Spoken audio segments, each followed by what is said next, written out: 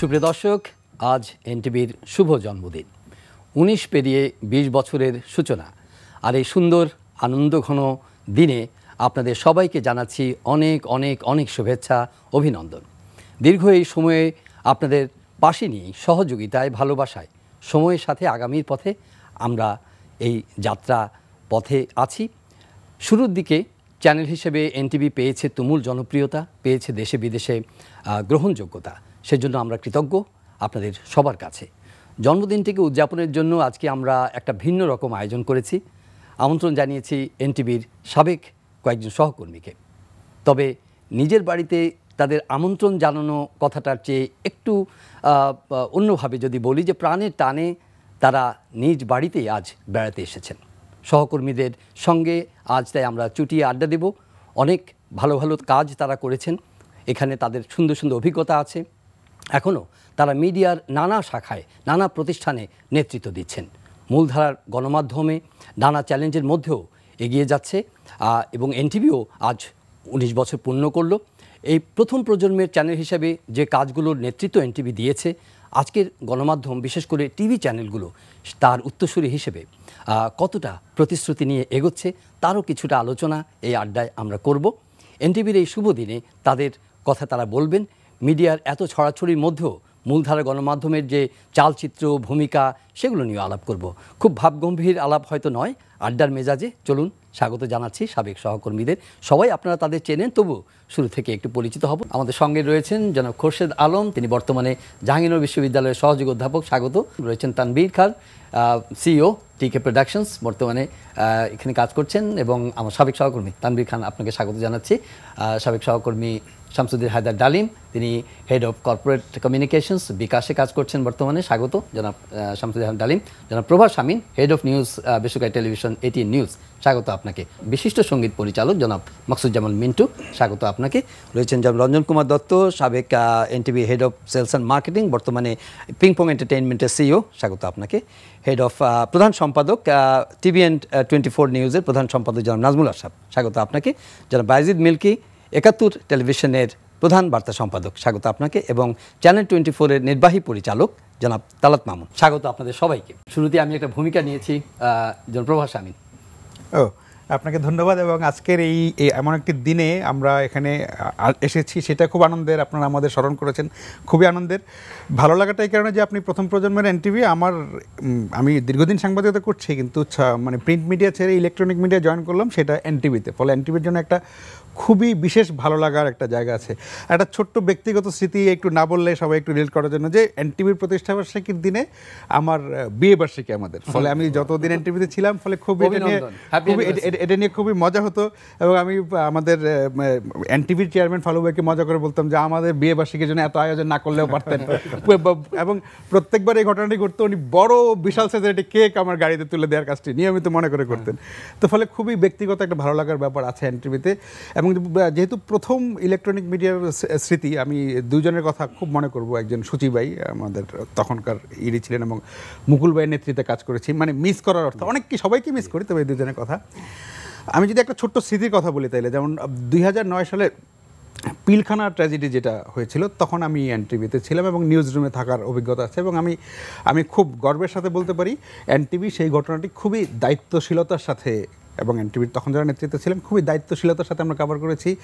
একটু আমার প্রতি বারবার নির্দেশ ছিল যে যেন আমরা কোনো রকমের বাড়াবাড়ি না করি, কোনো রকমের লাইভ করা দরকার নেই, টিআরপি দরকার নেই, শুধু যেন দায়িত্বশীলতা। এবং এই দায়িত্বশীলতার ব্যাপারে আমার এখন টিভিতে দেখি দূর থেকে, যখন ছিলাম তখনও দায়িত্বশীলতার ব্যাপারে এনটিভি কখনোই কোথাও আপোষ করেনি।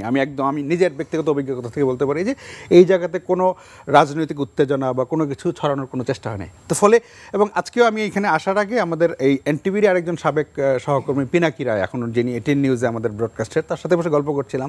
তখনও কথা হচ্ছিল যে এনটিভির স্ক্রিনটা শুধু ঝকঝকে তা না, ঝকঝকের সাথে দেখতে ভালো লাগা, কন্টেন্টের ভালো লাগা। এবং এখন প্রোগ্রামে কামাল ভাই ছিলেন, আলম ভাই ছিলেন। এনটিভির প্রোগ্রামের নাটকের একটা স্ট্যান্ডার্ড, মানে যে মান, এই মানে এনটিভি মানে হলো যে এটার মান নিয়ে আর কোনো প্রশ্ন নাই, সেই জিনিসগুলো কিন্তু ছিল। এবং তার ধারাবাহিকতায় যে আজকের এই মানে ইলেকট্রনিক মিডিয়া জহির ভাই শুরুতে যেটা বলছিলেন যে এখন অনেক গণমাধ্যম, ফলে এখন তালগোল পাকিয়ে যায় অনেকটা, অনেক সময় সব কিছু চেনা যায় না। কিন্তু একটা সময় কিন্তু ছিল যে মানে টিউনটা শুনলে বোঝা যায় এটা এনটিভি নিউজ, মানে নিউজের মানে স্ক্রিন হয়তো অন্ধকার কিন্তু শুধু শব্দটা শোনা যাচ্ছে, তাতেই বোঝা যাবে যে এটা চিনে যাওয়া। সেই সিগনেচারটা অবশ্য এখন সংখ্যার বেশির কারণে মিলিয়ে গেছে, এখন সবগুলো হয়তো আলাদা করা যাবে না। কিন্তু একটা শুরুর দিন থেকে আছেন বাইজিদ মিল্কি, ছিলেন এনটিভির সঙ্গে দীর্ঘদিন কাজ করেছেন। এবং এই যে 20 বছর পেরিয়ে গেছে, না 19 বছর পেরোলো, 20 বছর তো 20 বছর মানে সেদিনের ঘটনা আর কি। এবং আমার কিন্তু দুটো ট্রানজিশন হয়েছিল। এক হলো আমি ইংরেজি মাধ্যমে কাজ করেছি এর আগে 12 বছর, তারপরে এনটিভিতে বাংলা এবং ইলেকট্রনিক মিডিয়া দুটো ট্রানজিশন, এবং দুটো ট্রানজিশনের কারণে আমাকে শিখতে হয়েছে দ্রুত এবং অনেক কিছু শিখতে হয়েছে। এবং প্রথমে আমি একটা ঘটনা স্মৃতির মতন আছে যে সূচি তখনও শুরু হয়নি, আমাদের ট্রেনিংও শুরু হয়নি, পরে ডালি আমাদের ট্রেনিং দিয়েছে। এর আগে তো সূচি বলল যে শাহবাগে হাসনাইন খুরশেদ বললো যে শাহবাগে একটা ফুলের এখানে আছে, তুই ওটা কভার কর। ওটা কভার করার জন্য সকাল 6টার সময় আমাকে যেতে কর, একটা 7টার পরে এটা শেষ হয়ে যায়। তো আমি এরকম ক্যামেরা নিয়ে গেলাম, পল্লব ছিল আমার সাথে ক্যামেরাম্যান, ওর সাথে আজকে দেখা হলো। হ্যাঁ পল্লব চিফ ক্যামেরাম্যান, হ্যাঁ পল্লবের সাথে এখনো আজকেও দেখা হলো। তো পল্লবকে নিয়ে গেলাম, তারপরে ছবি তুলছে, আমাকে কিছু ব্রিফ করছে। আমি কিন্তু ছবির বিষয়ে কিছু জানি না, ও আমাকে ব্রিফ করছে যে এইভাবে ছবি তুলতে হবে এরকম। এরপর একজনের ইন্টারভিউ করতে যাবো, কয় বুম করি, আমি বুম কি, হোয়াট ইজ বুম? বুম তখন বললো যে মাইক্রোফোন, যে ওটা আনেন না। আমি এটা আমি আনতে হবে, আপনি আমাকে বলেন নাই যেটা আমার দায়িত্ব আনতে হবে। কয় না, সব কিছু আপনার দায়িত্ব। তো ওই দিন যেটা হলো, ওই দিন আমি আর এটা কমপ্লিট করতে পারিনি। তা আরেক দিন একটা ইউনিট নেওয়া, পরদিন আবার এটা আরেক ধরনের সকালবেলা বের হওয়া, মানে পরদিন আবার আরেক দিন, ওই দিন না কয়েকদিন পরে আবার গেলাম। এরপরে ওই যে ট্রেনিংয়ের যেই পর্বটা আমরা মানে ইলেকট্রনিক মিডিয়া কিভাবে করতে হয় ওই কাজটা শিখলাম। এবং আমরা জানি যে পত্রিকায় যারা কাজ করছে অনেক বড় বড় স্টোরি লিখতে হয়, ডিটেলস লিখতে হয়, এত ছোটোর মধ্যে এটা কিভাবে লিখতে হবে, খুব সহজ কাজ কিন্তু অনেক জটিলভাবে আমাদের কাছে মনে হতো। এবং খুব দ্রুত আমরা ওই কাজগুলো শুরুর দিক থেকেই ডালিম আপনি শিখিয়েছেন আমাদের সবাই। না, আমার কাছে যেটা সবচেয়ে এনজয় করার মতো বিষয়, যে জিনিসটা আমার সবসময় মনে হয়, এনটিভিতে আমরা যখন কাজ করতাম এক ধরনের ওনারশিপ নিয়ে কাজ করতাম, আমরাই করতাম, আমাদের উপরই দায়িত্ব এবং আমাদেরকে এই স্ট্যান্ডার্ডটা রাখতে হবে। তো এই যে এই অনুভূতিটা নিয়ে কাজ করা এবং টিম হিসেবে কাজ করা, আমরা সবাই একে অন্যের সঙ্গে যোগাযোগ রাখতাম, মিটিং করতাম, একসাথে কাজ করতাম। তো এটার বড় কারণ ছিল আমার মনে হয় যে কাজ করার জন্য আমাদের কোথাও কোনো রকম হস্তক্ষেপ কোনো জায়গা থেকে আসেনি, সেটা মালিক পক্ষ থেকে শুরু হোক কিংবা আমরা আমাদের নিজেদের আন্ডারস্ট্যান্ডিং, নিজেদের বিবেক দিয়ে, নিজেদের পেশাদারিত্ব দিয়েই কাজটা করেছি। এবং সে কারণেই সংবাদ বলি, অনুষ্ঠান বলি, গ্রাফিক্স বলি, স্ক্রিনে কিভাবে আমরা নিজেদেরকে উপস্থিত করতে চাই, ওই যে একটা বেঞ্চমার্ক বা একটা স্ট্যান্ডার্ডকে যে আমরা মেনটেন করেছি, আমার ধারণা সে কারণেই এনটিভিকে আলাদা করেছে না যায় যে হ্যাঁ এনটিভির স্ক্রিনটা এরকম, এনটিভির প্রোগ্রাম এরকম, এনটিভির মিউজিকগুলো এরকম হয়, এবং এনটিভির নিউজের এই মান ছিল। এবং আমার কাছে আরেকটা জিনিস মনে হয় যে প্রযুক্তিকে খুব ভালো করে ব্যবহার করা, লাইভ করেছে আমরা প্রচুর, এবং সেই সময় অনেক বড় বড় ঘটনা ঘটেছে, লম্বা সময় ধরে লাইভ অনুষ্ঠান হয়েছে।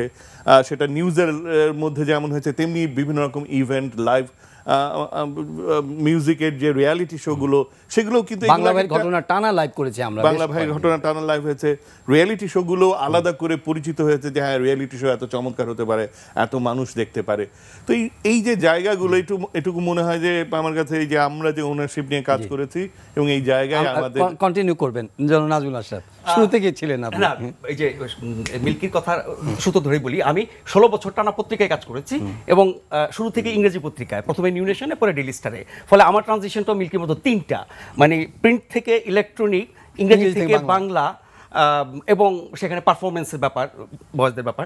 তো এইগুলো আমরা খুব দ্রুতই শিখে ফেলেছি। ডালিম আমাদের শিক্ষক ছিলেন এবং ডালিমের ক্লাসে আমরা খুব মনোযোগ দিয়ে সবাই বসে কাজ করতাম, নোট নিতাম, অনেক কিছু বুঝতাম, কিছু কিছু জিনিস উনি প্র্যাকটিক্যালি দেখাতেন, ক্যামেরাম্যানকে ডেকে নিয়ে আসতেন ইত্যাদি ইত্যাদি, বিভিন্ন শট একদম মেরে মেরে দেখাতেন ইত্যাদি। তো মুকুল ভাই একদিন বলতেছে, আশরাফ আমাদের উচিত ডালিমের 60 টাকা। কেন? উনি যা শিখাচ্ছেন, হ্যাঁ বলে টেলিভিশনের জিনিস তো আমরা জিরো ছিলাম, তো ডালিম শিখাইছে, এবং দ্যাটস ট্রু যে ডালিম ছিল আমাদের টেলিভিশন সাংবাদিকতা বা টেলিভিশন বা সম্প্রচার মাধ্যমের প্রথম শিক্ষক। এরপর হয়তো কাজ করে শিখেছি, নিজের উদ্যোগে শিখেছি, নানা কিছু দেখে শিখেছি, ট্রেনিংয়ে গেছি, এমনকি নিজেও ট্রেনিং দিয়েছি, কিন্তু টেলিভিশন শেখার শুরুটা হচ্ছে ডালিম। এবং এখানে একটু যোগ করা উচিত, মানে আমি ওই সুযোগটা পেয়েছি এই জন্য যে আমার ব্যাকগ্রাউন্ডটা আমি ছাত্র, তার আগে থেকেই ছাত্র অবস্থা থেকেই টেলিভিশন সংবাদ প্রযোজনার সঙ্গে নিজেকে যুক্ত করেছিলাম। তো সেই কারণেই বয়সে উনাদের চাইতে কিছুটা জুনিয়র হলেও ওই টেলিভিশন প্রযোজনার জায়গাতে অভিজ্ঞতার কারণে ছোট কিন্তু পদে বড় ছিলেন। আমি বলছি কি যে এনটিভি শুরুটা বলতে গেলে অনেক কথা, সংক্ষেপে যদি বলি যে ইটিভি বাংলাদেশের প্রথম সফল টেলিভিশন সংবাদ অনুষ্ঠান সব মিলিয়ে, এবং ইটিভির একটা বড় অংশ হাসান খুশি সূচির নেতৃত্বে এনটিভিতে জয়েন করলো। আর আমরা বিভিন্ন মাধ্যম থেকে এসেছি, পত্রিকা থেকে, এজেন্সি থেকে ইত্যাদি। ফলে এই যে টেলিভিশন এবং পত্রিকার বাছাই করা লোকজন নিয়ে সূচি যে টিমটা বানিয়েছে, সেটা ছিল অসম্ভব রকমের ভালো একটা টিম। এবং প্রফেশনালিজম, যেটা ডালিম বলছেন যে আমরা স্বাধীনভাবে কাজ করছি, আমরা মান রক্ষা করছি অনুষ্ঠানে, প্রোগ্রামে, স্ক্রিনে, সব কিছুতে, কিন্তু ওটাও ছিল, সেটাও পেশার অংশ। আমরা নিউজ রুমে প্রচুর ঝগড়া করেছি, এবং কোনোদিন কোনো একটা নিউজের ট্রিটমেন্ট নিয়ে, এই নিউজে এটা যাবে কিনা, এই কথাটা বলা হবে কিনা, এই বাইকটা কতটুকু যাবে, এটা নিয়ে কিন্তু সূচির সাথে আমরা ব্যাপক বিতর্ক করেছি। পুরোটাই ছিল পেশাগত বিতর্ক, এবং তার মধ্যে দিয়ে কিন্তু একটা সমাধানে পৌঁছেছি এবং সেটা করেছি। ফলে এনটিভি তার কন্টেন্ট বা আধেয় এবং স্ক্রিন, তার অডিও, তার সাউন্ড, তার কালার, তার লুক অ্যান্ড ফিল, সব কিছু শুরু থেকে যেই মানের ছিল এখনো সেই মানের আছে। হয়তো প্রতিদিন দেখা হয় না, কিন্তু যখন স্টিংটা শুনি না তখন বুকের মধ্যে খাট করে ওঠে, কারণ টেলিভিশনের প্রথম প্রেম হচ্ছে এনটিভি। প্রথম প্রেম তো আর ভোলা যায় না। যেমন তালাত মামুন। আসলে ধন্যবাদ, আপনি যে প্রথম প্রেমের কথা বললেন, আসলে এনটিভি আমার দৃষ্টিতে একটা টেলিভিশন, একটা প্ল্যাটফর্ম ছিল, একটা জেনারেশনকে একটা পথ দেখিয়েছে, একটা রুচি তৈরি করেছে, যার রুচির ধারাবাহিকতায় আমরা হয়তো বিভিন্ন জায়গায় কাজ করছি, কেউ হয়তো বেশি করছি, কম করছি। তো এই রুচি গঠনের ক্ষেত্রে একটা প্রতিষ্ঠান যে একটা ভিত গড়ে তুলে, আমার কাছে মনে হয়েছে এনটিভি এরকমই। সেই টেস্টটা পেয়েছি বলে হয়তো পেশার ক্ষেত্রে আমরা অনেকে হয়তো দূর পর্যন্ত আসতে পেরেছি আর কি। তো আমার অজস্র স্মৃতি সবার সাথে কম বেশি। আসলের মধ্যে খেয়াল আছে যে আমার একবার সিরাজগঞ্জে গেলাম, সন্ধ্যার সময় এসে, তখন তো এত লাইফ টাইম কিছু নেই, সেই সকালবেলা যে বন্যা কাভার করে এসে ধরানো, মানে প্রত্যেকটা ক্ষেত্রে পেশাদারিত্ব, সেক্ষেত্রেও দেখা হচ্ছে স্ক্রিপ্ট ভুল নাকি ছবি দিয়ে। এই রুচি তৈরির ক্ষেত্রে আমার কাছে মনে হচ্ছে এনটিভি একটা মাইল ফলক, যেটার ধারাবাহিকতা আমরা কম বেশি সবাই কাজ করছি আর কি। জনাব খুরশেদ আলম। ধন্যবাদ। সবার কথায় মনে পড়ছিল যে পুরনো স্মৃতিগুলো। আসলে এনটিভি শুরু হয়েছিল 2003-এর 3রা জুলাই। তো আমার সৌভাগ্য হয়েছিল মার্চ থেকে কাজ করার। লঞ্চিং এর আগে থেকে আমরা কাজ শুরু আগে থেকে কাজ করেছি, সেটাই বলছি যে মার্চ থেকে আমরা কাজ করছিলাম। তো ওই সময় কাজের যে পরিবেশ, ডালিম ভাই যেটা বললেন যে ওনারশিপ তৈরি করে নেওয়া, যে কাজ করার ক্ষেত্রে এটা আমাকে করতে হবে, এটা আমার দায়িত্ব, আমাকে চ্যানেল গোছাইতে হবে, স্ক্রিন ঠিক করতে হবে, এই ব্যাপারটা বেশ টিম ওয়ার্কের একটা দারুণ মানে কী বলবো সমন্বয় ছিল। একই সাথে যেটা বলতেই হয় যে কর্তৃপক্ষ, আমরা জানি যে কোনো কর্পোরেট প্রতিষ্ঠানের ক্ষেত্রে কর্তৃপক্ষের একটা হস্তক্ষেপ থাকে, আমরা শুনে থাকি, কিন্তু আমাদের এইখানে কাজ করতে গিয়ে আমরা কখনোই সেরকম কোনো হস্তক্ষেপ তো পাইনি, বরঞ্চ আমাদের প্রতি একদম সংবাদে, প্রোগ্রামে কোথাও ছিল না। সবসময় আমাদেরকে ভালো কাজের জন্য যে কোনো রকম স্বাধীনতা আমরা উপভোগ করতে পেরেছি। তো যেটা বলছিলাম, আমি এই মুহূর্তে দাঁড়িয়ে আমি স্মরণ করছি আমাদের হেড অফ প্রোগ্রাম ছিলেন মোস্তফা কামাল সৈয়দ, উনি আমাদের মাঝে নেই। আরও ছিলেন মোহাম্মদ মুজাক্কের, উনিও আমাদের মাঝে নেই আজকে। তো আমি তাদেরকে শ্রদ্ধাভরে স্মরণ করি আজকের এই অনুষ্ঠানের মাধ্যমে। এবং আমি একই সাথে বলতে চাই যে এনটিভি হচ্ছে বাংলাদেশের television channel, satellite television channel বা প্রাইভেট টেলিভিশন চ্যানেলের ক্ষেত্রে এনটিভি একটা আদর্শিক জায়গা তৈরি করেছে বলে আমি মনে করি।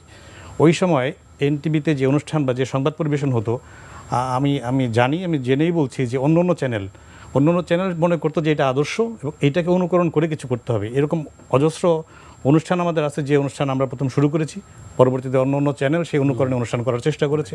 একই রকমভাবে সংবাদের যে নিরপেক্ষতা, যে মান, সেটাকে অন্যরা অনুকরণ করতে চেয়েছে, কারণ এনটিভি সেই আদর্শের জায়গাটা তৈরি করেছিল শুরু থেকেই। আসলে আমি যখন এনটিভিতে যোগদান করি, তার আগে আমার সঙ্গীত জগতে মিডিয়ায় প্রায় 24-25 বছর কাজ করা হয়ে গেছে, এবং আমি BTV, 21 television, channel I, ATN সব চ্যানেলের জন্যই আমি সঙ্গীত তৈরি করতাম তখন। তো প্রথম যখন এনটিভিতে আমাকে আমন্ত্রণ জানানো হয়, আমি ওই সেরকম ভাবলাম যে ঠিক আছে, যে এই কাজ তো করি, এটাই করতে হবে, তো ডিফারেন্ট কিছু না। বাট আমি যখন আসলাম আর কি, যোগদান করলাম এনটিভিতে, তো তখন নানা বৈচিত্র্যময় একটা ব্যাপারের মধ্যে, যেমন দেখলাম যে গ্রাফিক্স যারা করছে তাদের সাথে আমাকে ইন্টারাকশনে যেতে হচ্ছে, বসতে হচ্ছে, আমাকে কিছু সাজেশন দিচ্ছি, তারা কিছু সাজেশন দিচ্ছে। আগে তো এই গ্রাফিক্সটা আমাকে পাঠিয়ে দেওয়া হতো, আমি আমার মনের মতন একটা মিউজিক করে দিতাম। তো এখানে দেখলাম যে একটা কাজের একটা সমন্বয়, সবাই মিলে চেষ্টা করছে। এদিকে রুম তৈরি হচ্ছে, বিল্ডিং, হাতুড়ি বাটালের আওয়াজ হচ্ছে, সেখানে বসে আমরা গ্রাফিক্সের কাজ করছি, এগুলো করছি। তো ভাবলাম যে ঠিক আছে, এর মিউজিক যা করতে হয় তাই করব। কিন্তু পরবর্তীতে যখন চালু হয়ে গেল তখন দেখলাম যে আমার উপরে কিছু অ্যাডমিনিস্ট্রেটিভ ব্যাপার স্যাপারও চলে আসলো, কিছু অ্যাডমিনিস্ট্রেটিভ দায়িত্ব পালন করতে হলো, যেগুলো আমি আগে কখনো করিনি। তারপরে সঙ্গীত অনুষ্ঠান নির্মাণ, বাজেট তৈরি করা, এইসব নানা রকম কাজ আমাকে আস্তে আস্তে করা শুরু করতে হলো। তারপর তো একসময় তানভীর খান, তারপর আলমগীর হোসেন, দীপু, মাহমুদ এরা যোগদান করলো, এবং এদের সাথে কাজ করতে গিয়ে আমার কিছু ভিডিও নির্মাণ করার ব্যাপারেও কিছু অভিজ্ঞতা আমার তৈরি হয়ে গেল, যেটা হয়তো সঙ্গীত পরিচালক হিসেবে আমার মানে দরকার ছিল না, বা আমি কখনো করা হতো না। তো এটা একটা বাড়তি প্রাপ্তি। এবং এনটিভির কিছু জিনিস আমার কাছে ভালো লাগতো, যে আমাদের প্রতিটা অনুষ্ঠানের স্টিং আমরা নতুন করে মিউজিক করতাম, নতুন করে তৈরি করতাম, এবং প্রতিটা অনুষ্ঠানে উনি যেমন বললেন যে অন্ধকারে থাকলেও সাউন্ডটা শুনলেও মনে হয় যে এনটিভি, তো আমরা সেটাকে তৈরি করতে পেরেছি। এবং সবচেয়ে ভালো লাগে এখন যত অনেক চ্যানেল আছে বাংলাদেশে, যে কোনো চ্যানেলে যখনই যাই না কেন এনটিভির কাউকে না কাউকে সেখানে পাই ঊর্ধ্বতন একজন কর্মকর্তা হিসেবে। একটা লাইন আমি বলতে চাই, আমরা যারা এনটিভির এই একদম যাত্রা শুরু থেকে ছিলাম, আমাদের কাছে একটা বড় ইন্সপিরেশন ছিল যে আমাদের টিমে জয়েন করতে যাচ্ছেন মকসুদ জাভেদ মিল্কি। তিনি এবং তিনি আসা আমাদের প্রত্যেকের আলোকিত হয়ে গেছি আমরা। তো সেটা এই জন্য বলছি যে খুবই ভালো লাগে, যে কোনো চ্যানেলেই যাই না কেন এনটিভির কাউকে না কাউকে মোটামুটি একটা, শুধু আছে বললে হবে না, নিয়ন্ত্রণকারী একজন হিসাবেই দেখছে। জনরঞ্জন কেমন? আচ্ছা, আমি অনিয়ার আগের থেকে আমি কিছু কথা বলবো। আমরা জয়েন করছি অনিয়ারের 2 মাস আগে। হঠাৎ করে রাত্রিতে অনিয়ার হবে তার 15 দিন আগে এমডি সাহেব আমাকে ফোন করলো, সাবেক এমডি এনায়েতুর রহমান। বাসায় চলে গেছে 8টার সময়, আমাকে ফোন করলো, আপনি একটু অফিসে আসেন তো। স্যার এত রাত্রে? তা আমি তো সারা রাত থাকবো, তুমি এখন আসতে পারবে না। আমি অফিসে আসার পরে তোমাকে এখন একটা দায়িত্ব দেওয়া হলো, তুমি ক্যাবল অপারেটরদের সঙ্গে সারা বাংলাদেশ 10 দিনে ঘুরবা। বললাম স্যার আমার কাজটা কি? তোমার কাজ এই যে রিসিভার, আমি রিসিভারগুলো আনছি সবার ডোর টু ডোর ক্যাবল অপারেটরদের ডোর টু ডোর রিসিভার লাগাইতে হবে, এবং তোমাকে সময় বেঁধে দেওয়া হলো 15 দিন। বললাম আমি সারা বাংলাদেশ 15 দিন কীভাবে ঘুরবো? কীভাবে ঘুরবো আমি জানি না, আমি চাই তুমি 10 দিনে শেষ করে আসো, এই রাতেই শুরু করো। আমাদের একটা গাড়ি দেওয়া হলো, কোয়াবের 2 জন, আমি এবং আমাদের সঙ্গে অ্যাডমিনের মোহাম্মদ আলী, আমরা 4 জন রওনা দিলাম রাত্রিতে। কোনো জামা কাপড় নেই, কিছু নেই, চলো এখনই চলে যেতে হবে। আমরা প্রথমে ময়মনসিংহ রোডে রওনা দিলাম। আমার অফিসের যে গাড়িটা দেওয়া হলো, ও কিছুতে যাওয়ার পরে আচ্ছা আমার শরীর তো ভালো লাগে না, তো আমরা তো কোথায় পৌঁছাইনি, তুমি এখনই শরীর ভালো লাগতো না। আমরা প্রথম ময়মনসিংহ থেকে শুরু করলাম। আমরা যে কাজটা করতাম, প্রথমে ইয়েতে গিয়ে কোনো ক্যাবল অপারেটরদের কোঅপের লোকজন আগেই বলে দিচ্ছে যে আমরা আসতেছি, তোমরা এক জায়গায় জড়ো হবা। ওরা ওখানে জড়ো হয়েছে। জড়ো হওয়ার পরে আমরা তার ইয়েতে মেশিন যেখানে সেট আছে সেখানে গিয়ে আমরা আগে ইটা লাগা দিই, মানে রিসিভারটা লাগানোর পরে জিএনটিভি আমাদের ট্রান্সমিশনে আছে, মানে টেস্ট ট্রান্সমিশন, যে আমরা অন এয়ার করে দিই। যখন স্ট্রিংগুলো আসে, মানে মনের ভিতরে মানে লোমকূপগুলো দাঁড়া যায়, যা আমার টেলিভিশনে এখন দেখা যাচ্ছে, কারণ তখন তো কেউ দেখতে পাচ্ছে না সারা বাংলাদেশ। আমরা তখন ডোর টু ডোর এইভাবে কাজ করি। কিন্তু ড্রাইভারের কথা মনে আসে, আমি একটা কথা বলবো, আমরা সারা রাত যখন গাড়ি চালাই, ও 10-12 ঘন্টা একদিন গাড়ি চালায়, হঠাৎ করে অন্ধকারের ভিতরে যে আমি আর যেতে পারবো না, আমার হাত পা ঠান্ডা হয়ে গেছে, তাহলে আমরা কি গাড়ি চালাবো? না, গাড়ি চালানোর দরকার নেই, আমরা এখানে ঘুমাবো। কিছু জিনিস আমরা শুনবো আরো। তানভীর খান। আচ্ছা, প্রথমে আমি ধন্যবাদ জানাচ্ছি আমাদের সব প্রাক্তন সহকর্মীদের এক করার জন্য, এবং এনটিভির এই বর্ষপূর্তিতে 20 বছর বর্ষপূর্তিতে দর্শক যারা দেখছেন তাদেরকে ধন্যবাদ জানাচ্ছি এনটিভির সাথে থাকার জন্য, এবং অবশ্যই আমার যারা সহকর্মী ছিলেন তাদের সবাইকে অভিনন্দন। এতটা বড় জার্নি আপনারা পার করেছেন এই প্রতিষ্ঠানে। আমি এনটিভিকে আসলে দেখি, কিভাবে দেখবো আমি জানি না, মানে আমি আজকে যতটুকু যেখানে আসতে পেরেছি এটার পুরো অবদানটা আমি এনটিভিকে দিতে চাই। কারণ এইটা আসলে এমন একটা জায়গা, ওই যে সবাই বলছেন যেটা, যে এখন আমরা যে কোনো কাজ করতে গেলে বলি যে R&D করতে হবে, অমুক এজেন্সি থেকে এটা আনতে হবে, অমুক HR থেকেই করতে হবে। এনটিভি গোপনে গোপনে নিভৃতে এগুলো করে গেছে এবং আমরা সেটা টেরও পাইনি, আমরা খালি কাজ এক্সিকিউশনে চলে গেছি। আমরা যদি একটু পিছনে ফিরে তাকাই, আমরা যেই ধরনের সবাই তো নিউজে কথা বলছেন প্রোগ্রামের নন ফিকশনের ব্যাপারে বলছি, আমরা যে ধরনের নন ফিকশন প্রোগ্রাম করেছি ওই সময় 2005-এ, সেইটা আগে বোধহয় বিটিভি নতুন করে করতো, তার মাঝামাঝি আর কেউ এরকম ধরনের কিছু করেনি। আমরা যেই ধরনের লাইভ কনসার্টগুলো করেছি, এখন ধরেন মানুষ 5-7-10,000 লোক দেখলে বলে বিশাল কনসার্ট, বিশাল আয়োজন। আমরা মানে কক্সবাজার সমুদ্র বন্দরে যেসব কনসার্ট করেছি এবং এখানে কোনো এজেন্সি আমাদের হেল্প করেনি, আমাদের সব নিজের উদ্যোগে, পুরোটাই নিজস্ব উদ্যোগে, এবং যে পরিমাণ মানুষ হয়েছিল তাদের মানে ক্রাউড কন্ট্রোল করা সব কিছু। এরপর আমরা পাবনাতে কনসার্ট করেছি অনেক। এরপর একটা কথা মনে আছে আমার, যে আমরা ব্যাক টু ব্যাক টানা 3 দিন লাইভ করেছিলাম যখন ইন্ডিয়ান আইডল বাংলাদেশে আসলো, প্রথম ইন্ডিয়ান আইডল, তখন আমরা ব্যাক টু ব্যাক 3 দিন করেছিলাম। সো এইগুলো আসলে বলছি এই জন্য যে একটা তো অবশ্যই আছে ম্যানেজমেন্টের সাপোর্ট, একটা হচ্ছে ভিশন, আরেকটা হচ্ছে দক্ষ কর্মী বাহিনী। সো এই তিনটার কম্বিনেশন এনটিভি আসলে আমাদেরকে এমন একটা জায়গায় নিয়ে গেছে, আমরা এখন যেখানে যাই আমাদের কাছে অলওয়েজ মনে হয় যে এই স্ট্যান্ডার্ডটাকে ধরে আগাতে হবে, এর আগে পিছিয়ে দিয়ে যাওয়া যাবে না। অনেকের অনেক রকম চিন্তা থাকে, ধারণা। আমরা একটা স্ট্যান্ডার্ডে চলে আসছি এখানে থাকার কারণে। যেমন আমি আবার একটু স্মরণ করতে চাই আমাদের অনুষ্ঠান প্রধান মোস্তফা কামাল সৈয়দকে। উনি আমাকে এই রুচিটা আসলে আমার ভিতরে গ্রো করিয়েছেন। আমরা তো কাজ সবাই জানি কম বেশি, সবাই করছি বাইরে যে কোনো জায়গায়। একটা টিভি স্ক্রিনকে রুচিশীল করার একটা বিশাল ব্যাপার এটা। জি, আমরা অনেক চ্যানেল দেখি, অনেক রকম দেখি। তো উনার এই জিনিসটা এখনও আমি ফিল করি যে আমি যে কোনো কাজ করতে গেলে আমার মনে হয় যে আমি আগে দর্শকের কথাটা চিন্তা করব। এবং এটা তো একটা এক্সাম্পল সেট করেছে for the rest of the other, মানে এখানে আমি আমাদের ম্যানেজমেন্টের কথা এটা বলতে চাই যে আমাদের শ্রদ্ধেয় চেয়ারম্যান সাহেব এবং এমডি সাহেব যিনি ছিলেন, উনারা আমাদেরকে সাপোর্টটা মারাত্মকভাবে দিয়েছে। আদারওয়াইজ কিন্তু এখন অনেকেই যদি খোলামেলাভাবে বলে, অনেক প্রতিষ্ঠানে এই সুযোগটা পাওয়া যায় না।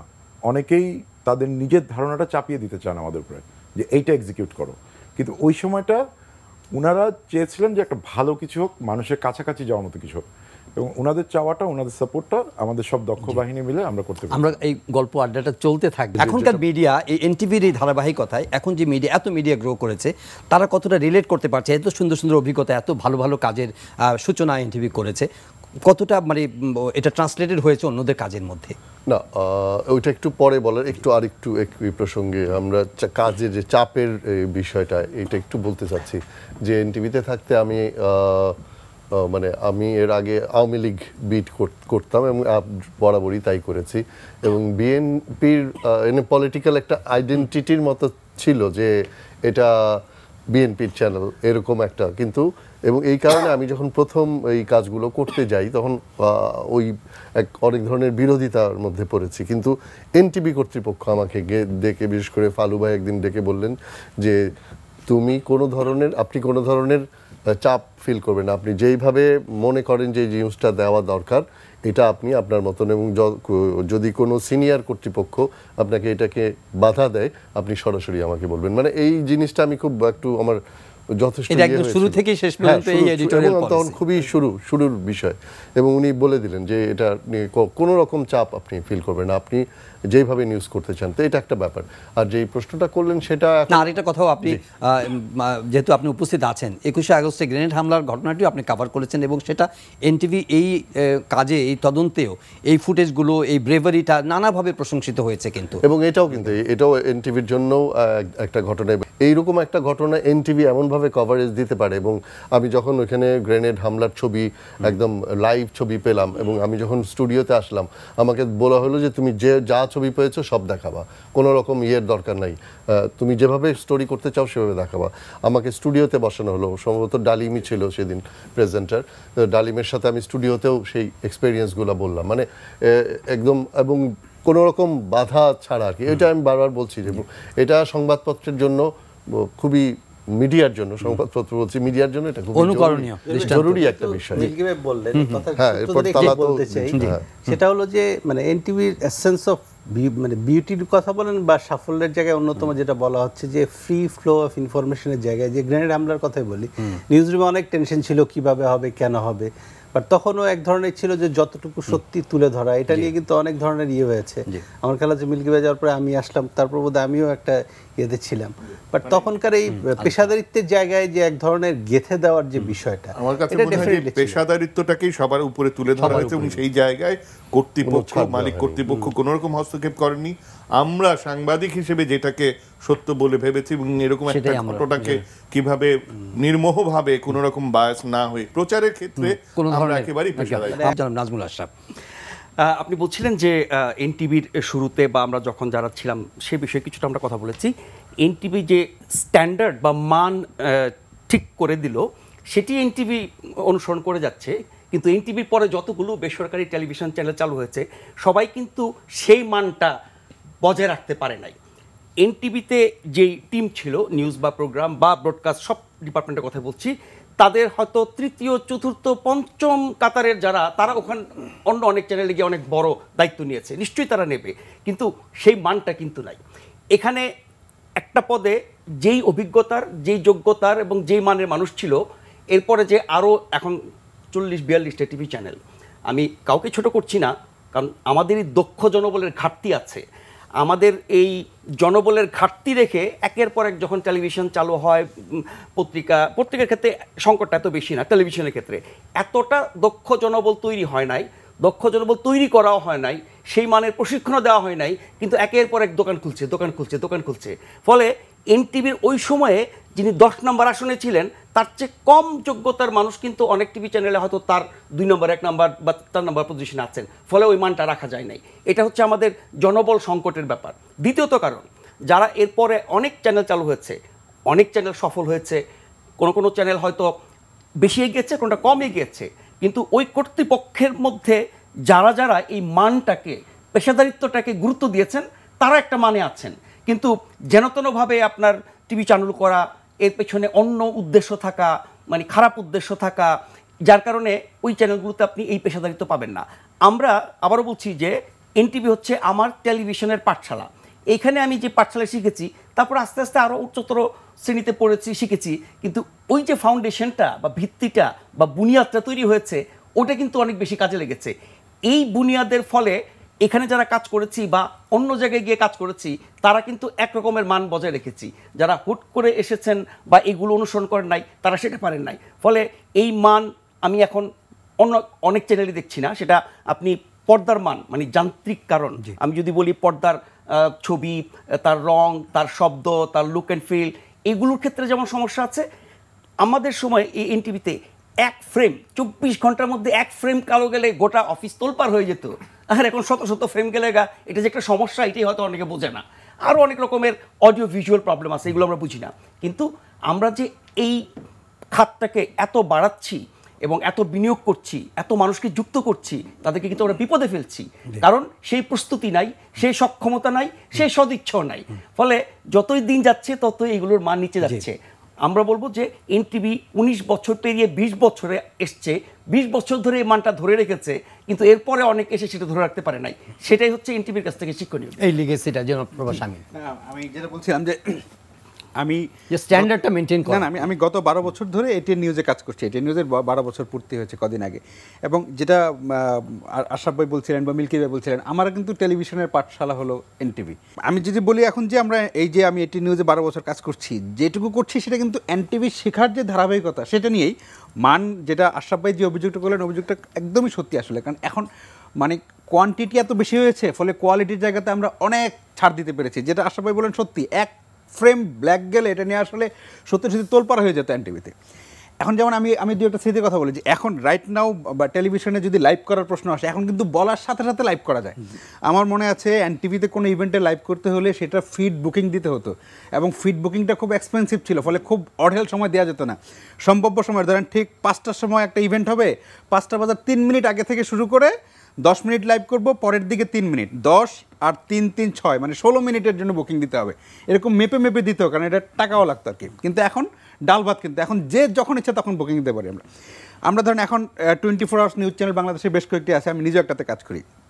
আমি যদি এনটিভির স্মৃতির কথা বলি, বাংলা ভাই এবং শাহেক আব্দুর রহমানের গ্রেপ্তারের সময়টা এনটিভি কিন্তু প্রায় 24 আওয়ার্স নিউজ চ্যানেলের মতো করেই কভার করেছে। তখন কিন্তু এই যে এক্সপেন্সের কথা চিন্তা করা হয়নি। আমরা সিলেট থেকে যে একদম কন্টিনিউয়াস তাদের ঢাকায় আসা পর্যন্ত, সেটা এখন থেকে 1.5 দশকের আগে। মানে বাংলা ভাইয়ের আবিষ্কার হবে কিন্তু এনটিভি।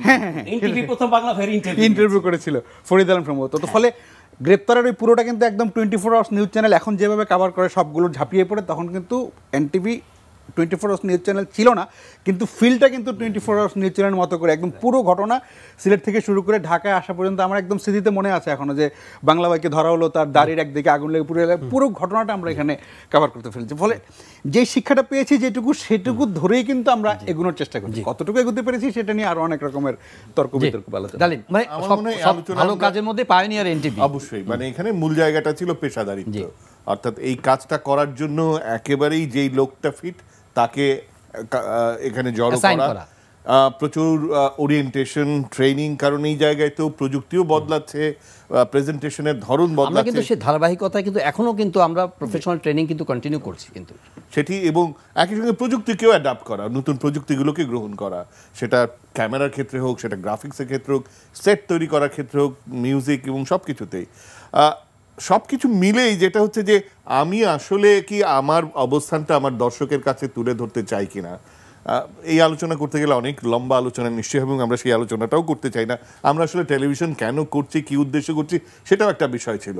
কিন্তু এনটিভি আসলেই বাংলাদেশের টেলিভিশন জগতে নিজের জায়গাটা স্ট্যাবলিশ করেছে, এবং সেটাকে ধরে রাখার প্রত্যয় নিয়েই তারা কিন্তু নিয়মিতভাবে তাদের ইনোভেশনগুলো তৈরি করেছে। যেমন খোরশেদ আলম প্রশাসন ভাই বলছিলেন যে নাটকের রুচির কথা, যে মানুষের মনন তৈরি করার ক্ষেত্রে, সুস্থ সংস্কৃতি বিকাশের ক্ষেত্রে, এবং নাটক মানেই এনটিভি এখনো কিন্তু সেটা কিন্তু এখনো পর্যন্ত আমরা বজায় রেখেছি। এটা একটা বছরের অগ্রিম বুকিং থাকতো, তাই থাকতো, রাইট। সেই অভিজ্ঞতা থেকে বলি যে আসলে আমাদের মোস্তফা কামাল সৈয়দ যিনি ছিলেন, উনি তো আসলে জাতীয় পর্যায়েরই একজন ব্যক্তিত্ব ছিলেন, গণমাধ্যম ব্যক্তিত্ব। তো উনি আসলে আমাদেরকে এই রুচিটা সেট করে দিয়েছিলেন যে কী ধরনের অনুষ্ঠান যেতে হবে, কোন ধরনের নাটক যেতে হবে। এইটা উনি এত পুঙ্খানুপুঙ্খভাবে দেখতেন, প্রতিটা স্ক্রিপ্টের লাইন থেকে শুরু করে আমরা টিম সহ তাকে যারা ছিলাম তাদেরকে কাজ দিয়ে দিতেন কী করতে হবে না করতে হবে। আমরা যখন প্রিভিউ করতাম, এটা যেন একটা পরীক্ষা আর কি, ধরেন মানে নাটকটা আসবে তার একেবারে প্রতিটা ফ্রেম ধরে দেখা এবং কোন ফ্রেমে কী সমস্যা আছে সেটা নোট করা। যদি আমাদের কাউকে কারেকশন দিতে হতো, এইভাবে নাটক আমাদেরকে প্রিভিউ করতে হতো, সেটা কারণ ভাই আমাদেরকে শিখিয়েছেন। আর যেটা ভালো ছিল ব্যাপারটা, যেটা ধরেন কখনোই এনটিভি কোনো অনুষ্ঠান ভালো হবে তার জন্য কোনো বাধাকেই কোনো বাধা মনে করে নেই। কখনো কখনো এমন হয়েছে যে আমরা খুব একটা ভালো প্রোগ্রাম করব বা ভালো একটা নাটক করব, সেটা অনেক বাজেট হয়ে যায় করতে গেলে।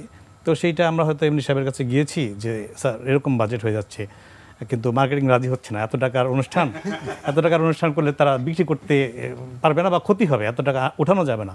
তো আমাদের মালিকটা কখনোই বলে না যে টাকা উঠাইতে হবে। যেটা তো দাতব্য সংস্থা না, তোমাকে বাজার থেকে টাকা উঠাইতে হবে, তুমি কিভাবে টাকা উঠাবে সেটা আপনাকে দিয়েছে, কিন্তু আমাদের কখনো বাধা দেয়। এখানে পেশাদারিত্ব না, এখানে পেশাদারিত্ব। যে আমাকে বলা হতো এই নাটকের খরচ হয়েছে এত টাকা, তুমি কত টাকা উঠাবা। তবে লাস্টের দিকে আমাদের ম্যানেজমেন্টের একটা জিনিস আমি কিন্তু লক্ষ্য করছি, কয় টাকা বিক্রি করছি, কি বিক্রি করছি, কখনো প্রশ্ন করা হয়নি। মাস শেষে বলা হয়েছে কত টাকা। ব্যাপারটা কি তখন জিনিসটা ছিল, এখন যে আপনি বললেন যে বর্তমানে চ্যানেলের উন্নতি বা এই ধারাটা বোঝা, এটা কিন্তু বিশেষ কিছু কারণও আছে। যেমন ধরেন আমরা তখন যখন কাজ করতাম, একটা ইউনিট থাকতো, একটা টিম থাকতো। ধরেন একটা অনুষ্ঠান করতে চাই, এটার একটা পরিকল্পনা করলাম, তো শুধুমাত্র পরিকল্পনাটাই তো মূল বিষয় না। আমি একটা অসাধারণ কিছু পরিকল্পনা করলাম, একটা গানের অনুষ্ঠান করব, কিন্তু এটার সাথে যারা থাকবে, যারা এক্সিকিউট করবে প্রোগ্রামটা, তাদেরকে তো আমার চিন্তাধারাটা বুঝতে হবে। যেমন একজন মোস্তফা কামাল সৈয়দের চিন্তাভাবনা আলমকে তো বুঝতে হয়েছে। এখন এটা হচ্ছে কি, নেতৃত্বের সাথে যে সহকর্মী এবং যারা তৈরি করবে জিনিসটা, তাদের সমন্বয়টা ছিল অসাধারণ ছিল। যেমন আমরা একটা টিম কাজ করেছি, আমি, তানভীর খান, আলমগীর হোসেন, দীপু, আলম, জুয়েল ছিল। তা আমরা আমাদের পারস্পরিক বোঝাপড়াটা খুব সাংঘাতিক ছিল। আমি কি করতে চাচ্ছি, তানভীরকে বললে তানভীর বুঝতো, হ্যাঁ মিন্টু ভাই বুঝে ফেলছি, বলা লাগবে না। এবং যখন নিয়ে আসতো কাজটা করে, তখন দেখতাম যে না, যেটা করতে চেয়েছিলাম ও তানভীর জিনিসটা বুঝেছে এবং ওরও অনেক ইমপ্লিমেন্ট, ওর অনেক কিছু যেগুলা অনুষ্ঠানটাকে আরও সমৃদ্ধ করেছে। তো এনটিভিতে তানভীর ওরা করতো যেটা করেছে যে ক্লোজ আপের মতন একটি অনুকরণীয় অনুষ্ঠান কিন্তু এনটিভিতেই তৈরি হয়েছে। তো এই অনুষ্ঠান কিন্তু অনেক লোক অনেক চ্যানেলে আরও হয়েছে, সবাই কিন্তু আইডল ছিল কি ক্লোজ আপের মতন করব, হয়তো হয়েছে বা হয়তো হয় নাই, কিন্তু সূচনাটাই কিন্তু ক্লোজ আপ। তানভীর এই একটা ছোট্ট প্রোগ্রাম নিয়ে, আমি যদি নিউজের লোক প্রোগ্রাম সম্পর্কে একটা মানে এমনিতে আমি যদিও প্রোগ্রামের লোক না, আমি দূর থেকে শুনি যে মানে পরিচিত ডিরেক্টরের বা তদবিরে নাটক চালানো টালানো। এনটিভির ক্ষেত্রে আমি দূর থেকে জানি এবং নিশ্চিত যে নাটক যা হবে, কে পরিচালক কে নায়ক নায়িকা সেটা বিবেচনা, নাটক ভালো হলে শুধু যাবে। এবং মুস্তফা কামাল সৈয়দ খুবই মানে ফাদার লাইক মানে পার্সন ছিলেন, কিন্তু কেউ ওনার কাছে গিয়ে নাটক চালানোর তদবির করবে এটা কেউ কল্পনাও করতো না আমার ধারণা। আপনারা আমি দূর থেকে যতটুকু বুঝি আর কি, এমনি খুবই ভদ্রলোক, কিন্তু কেউ তদবির করে যে আমার নাটকটা চালাই দিবেন, কোয়ালিটি না হলে এটা আসলে কল্পনাই করা যেত না এনটিভি। তানভীর ওই যে ইনোভেশনস গুলোকে সবসময় প্রমোট করেছে এনটিভি, এখনো সে ধারা অব্যাহত আছে। হ্যাঁ, মানে এটার মূল জায়গাটা হচ্ছে যে শুরু থেকে আমি সবসময় একটা জিনিস বলি যে ব্র্যান্ড ভ্যালু ক্রিয়েট করা। আমরা যে এনটিভির কথা বলছি এটা একটা ব্র্যান্ড বেসিক্যালি। তো ওই যে মিন্টু ভাই প্রথম যেই টিউনটা তৈরি করা যায়, মানে সিগনেচার টিউন যেটা, সেটা একটা ব্র্যান্ড। তো এই ধরনের অনেকগুলো ব্র্যান্ড ক্রিয়েট হওয়ার কারণেই কিন্তু এই যে কথাগুলো এখন আমরা বলতে পারছি। আমি আমার এখন পর্যন্ত আমি না হলেও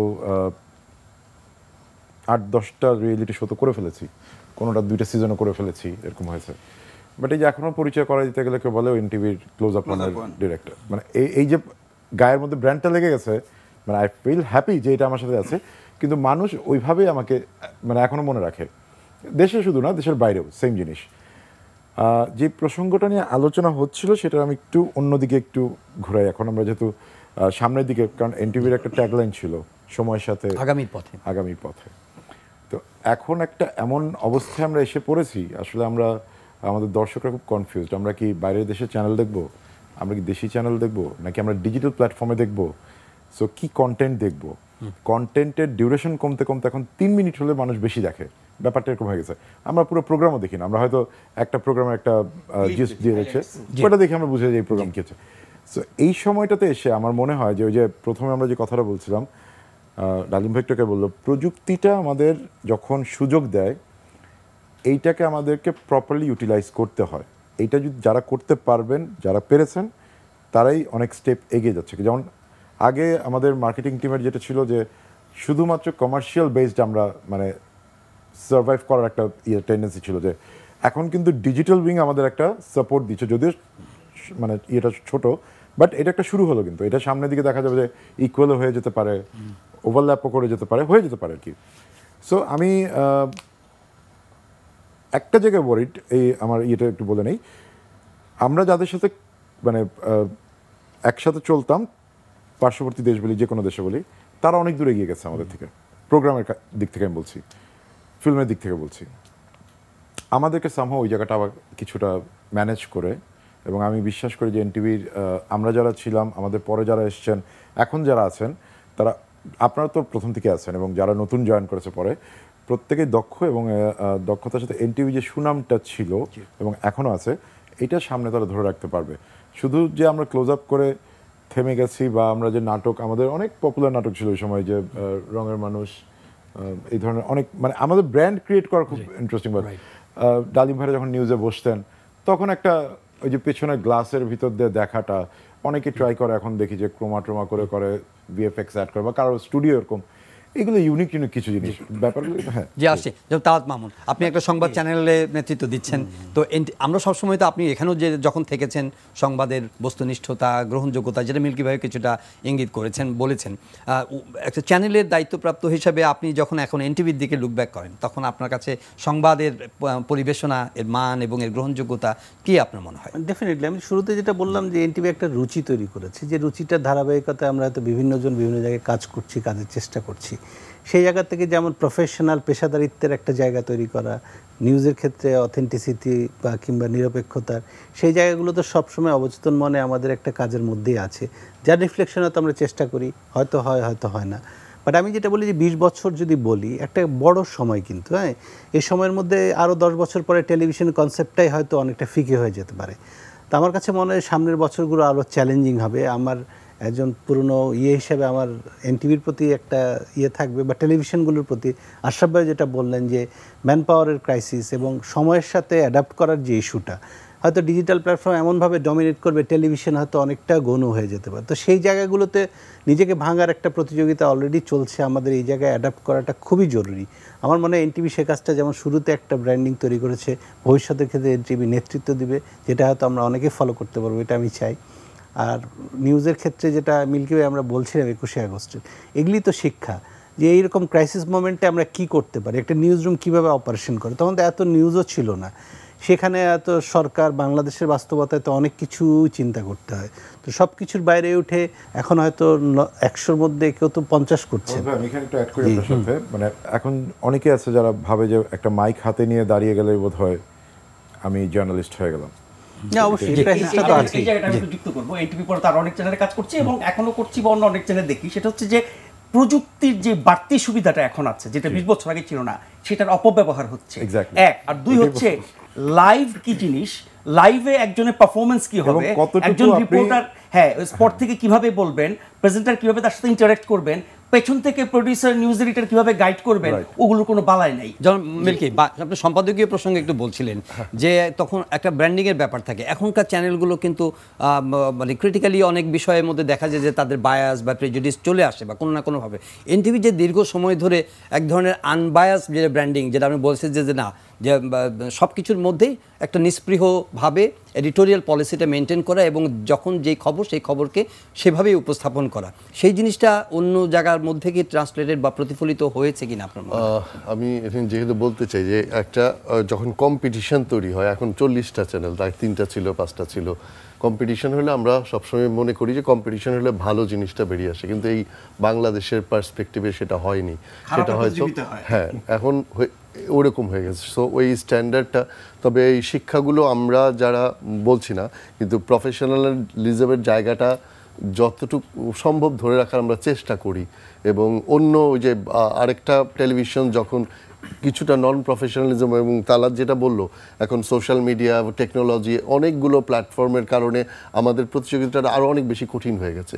সুতরাং এইখানে এই প্রফেশনালিজমটা ধরে রাখা এটা একটা কঠিন বিষয় হয়ে গেছে। একটা জিনিস যেটা যে এই ক্ষেত্রে দিয়ে আমার টেকনোলজিটাকে কাজে লাগিয়ে আমি যে জিনিসটা যে আমাদের যেইভাবে আগানোর দরকার ছিল আশরাফ ভাই, তালাবজির, ওই জায়গাটাই কিন্তু আমরা এখনও যেতে পারছি না, যার জন্যে এই যে এই ক্রাইসিসগুলো তৈরি হচ্ছে। এবং এইটার সাথে যদি আগাইতে না পারি, যে শুধুমাত্র আরেকটা জিনিস আমরা যেটা মিস করি, যে আমরা শুধুমাত্র এখন দর্শক যেটা চায় সেটা দিচ্ছি, কিন্তু দর্শকের রুচি তৈরি করার জন্য, তার ভ্যালুজ তৈরি করার জন্য কিছু করে ওটাকে একটা এক্সাম্পল সেট করা, ওই জায়গায় বোধহয় আমরা খুব বেশি সফল হতে পারছি। আচ্ছা, যে রুচি তৈরি করা, যেটা বলছিলেন যে প্রশিক্ষিত জনবল, এটা খুবই দরকার। সমস্যাটা কিন্তু এখানে হয়, এই যে 42টা টিভি চ্যানেল ভাই বলেন, কেউ কিন্তু কিছু না, কোনো একটা ইউনিভার্সিটি থেকে মোটামুটি মানে অনার্স বা মাস্টার্স কমপ্লিট করে আসলেই একটু দেখতে শুনতে ভালো। এখানে প্রভাস, আমি আপনি মিল্কি, মানে আমাদের দায়, তালাত সহ দায় নিয়ে বলছি, জহিরেরও, যারা আমরা এডিটোরিয়াল রোলটা প্লে করি, আমরা যারা গাইড করি, লিড করি, স্ক্যানিং করি, এই জায়গাটাকে আমরা যথেষ্টভাবে করছি। যে ছেলেটা লাইভে গিয়ে যাতা খুশি বলছে, হাস্যকর কথাবার্তা বলছে, কোনো একটা তথ্য যাচাই বাছাই না করে সে বলে দিচ্ছে, লিখে দিচ্ছে, স্ক্রলে ব্রেকিংয়ে চলে যাচ্ছে, দায় কি শুধু তাদের? আমরা যারা তাদেরকে পরিচালনা করছি, লিড করছি, এডিট করছি, আমরা কি সেটা করি? আমরা আরেকটু রিফ্লেক্ট করি, পেছনের দিকে যাই। এনটিভি বলছিলাম যে আপনারাও বলছিলেন যে অনেক ভালো ভালো কাজের সূচনা এখানে হয়েছে এবং সেই ধারাবাহিকতা চলছে। আমাদের কিছু সহকর্মী আশিকুর রহমান চৌধুরী একটা স্টোরি করেছেন সংবাদের প্রেজেন্টেশনের উপরে, একটু দেখে আসি। প্রচার মাধ্যম হিসেবে এনটিভি দর্শকদের কাছে একটি আস্থার নাম, যে আস্থা একদিনে তৈরি হয়নি, সেটি তাদেরকে তৈরি করতে হয়েছে 2 দশক ধরে দায়িত্বশীলতার পরিচয় দিয়ে।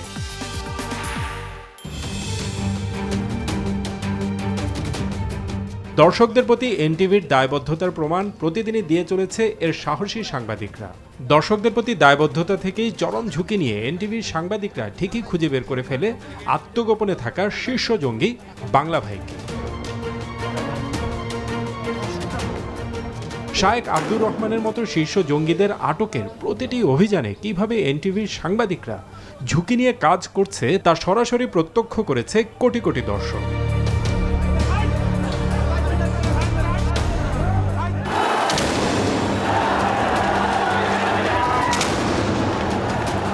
আওয়ামী লীগের জনসভায় একের পর এক গ্রেনেড হামলায় সবকিছু কেঁপে উঠলেও ভয় পেয়ে এক মুহূর্তের জন্য ক্যামেরা বন্ধ করেনি এনটিভির সাহসী ক্যামেরাম্যান ও রিপোর্টাররা, কারণ তারা জানে তারা দর্শকদের কাছে দায়বদ্ধ।